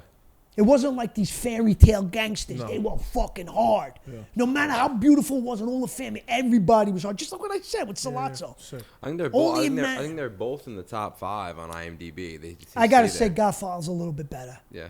Just because of like, Godfather. Come on, look at these characters. They just, nuts. You know, like, come on, look at Frankie Pantangeli. You don't remember Frankie Pantangeli in the second one? Mm-hmm. He was supposed to testify, and remember they had his brother. They got his brother from Sicily. He was with the Corleone. He was supposed to rap, but not because they were going to kill the brother, because the brother's a real gangster. He got his own family in Sicily. And his brother, seeing his brother being a rat, you know how much that hurts? Like, we're Cosa Nostra, but we're fucking lying. Like, we grew up in Sicily. This is a part of our blood. I got to come all the way to America to see you disgrace us? You piece of shit. That's basically what he said. And that was powerful. That was enough. Yeah. Because Frankie Pantangeli, his nickname was Frankie Five Angels. Pantangeli, pentagram, 5 sides. Mm-hmm. Pantangeli, so that's what is his nickname, Frankie Pantangeli. Come on, bro. Just look at that. Just look at that play on words. And then Frankie, he didn't want to rat as soon as he saw his brother. And then he fucking lied. Right on the stand. Because the guy goes, look, we have it. Because he already signed the sworn affidavit that all this shit happened. Yeah. But then he was like, I don't know what you're talking about. And he says, Then he says with the DA, come on, bro, please, let's stop. I'll be here all day long talking about this film. I love it. It's filmmaking and just storytelling at its best. 10 out of 10. 10 out of 10. 10 out of 10, like that's easy. The best. But guys, thank you very much. Oh, yeah. Is there anything else you want? No, just the last question we always ask with the, it's fine, the camera's off, my audio's still going. What's your purpose? My purpose in life is to, learn from past mistakes and help others not make those same mistakes, and live a life which sets a good example for others and inspires others to be better, right? Because you can't tell somebody to be a certain way and then you're like fucking, sniffing coke in the car. You know what I mean? You can't. You know what I mean? You got to do the right thing. You got to lead by example. And this also helps me, because sometimes I may think of maybe getting a little crazy, maybe not even with the drugs or whatever, but it's like not only drugs and there's other. You just got to be a good human. And sometimes I struggle with that. I'm not going to say I'm the best guy. I'm some I'm like Gandhi. Sometimes I do and say fucked up shit. I don't know if I get it from my mother, because my mother's a little wacky. She is. And, I still love her. She's my mother. I think sometimes my mom, she always stayed with my dad, despite whatever differences. And sometimes I think my mom sacrificed her own mental health and yeah, I'm alive and sober. So she stood around and maybe she sacrificed her own to fucking give me back mine. Yeah. She's a little, little out there, and sometimes because of that affects you and the way you treat people. You don't even realize you're treating people a certain way, but it's like because that's the way you've been treated and shit like that. So a lot of times I want to be that model person, that role model, and be that good person. You know what I'm saying? And sometimes, like, I struggle with doing so, and I think that when I do these videos on Instagram and stuff like that, it helps me. Well, I speak this stuff into existence. It's like, I got all these followers, all these fucking people saw this video, so now it gives me more motivation to not do stupid shit, because I just told them this morning, so now I got it. But then because of that good decision that you made, now something good happens. Right. So now it becomes contagious and you just want to keep doing it because you see the power in good decision making. But you got to get the fucking ball rolling the right way. Yeah. To some sort of reasonable complaint. You know what I mean? Yeah. So. It's beautiful. It's beautiful. That's it. Lillo Brancato. Thank you, bro. Thank Yo, you, my thank brother. you, bro. For real, All thank right. you. It means a lot.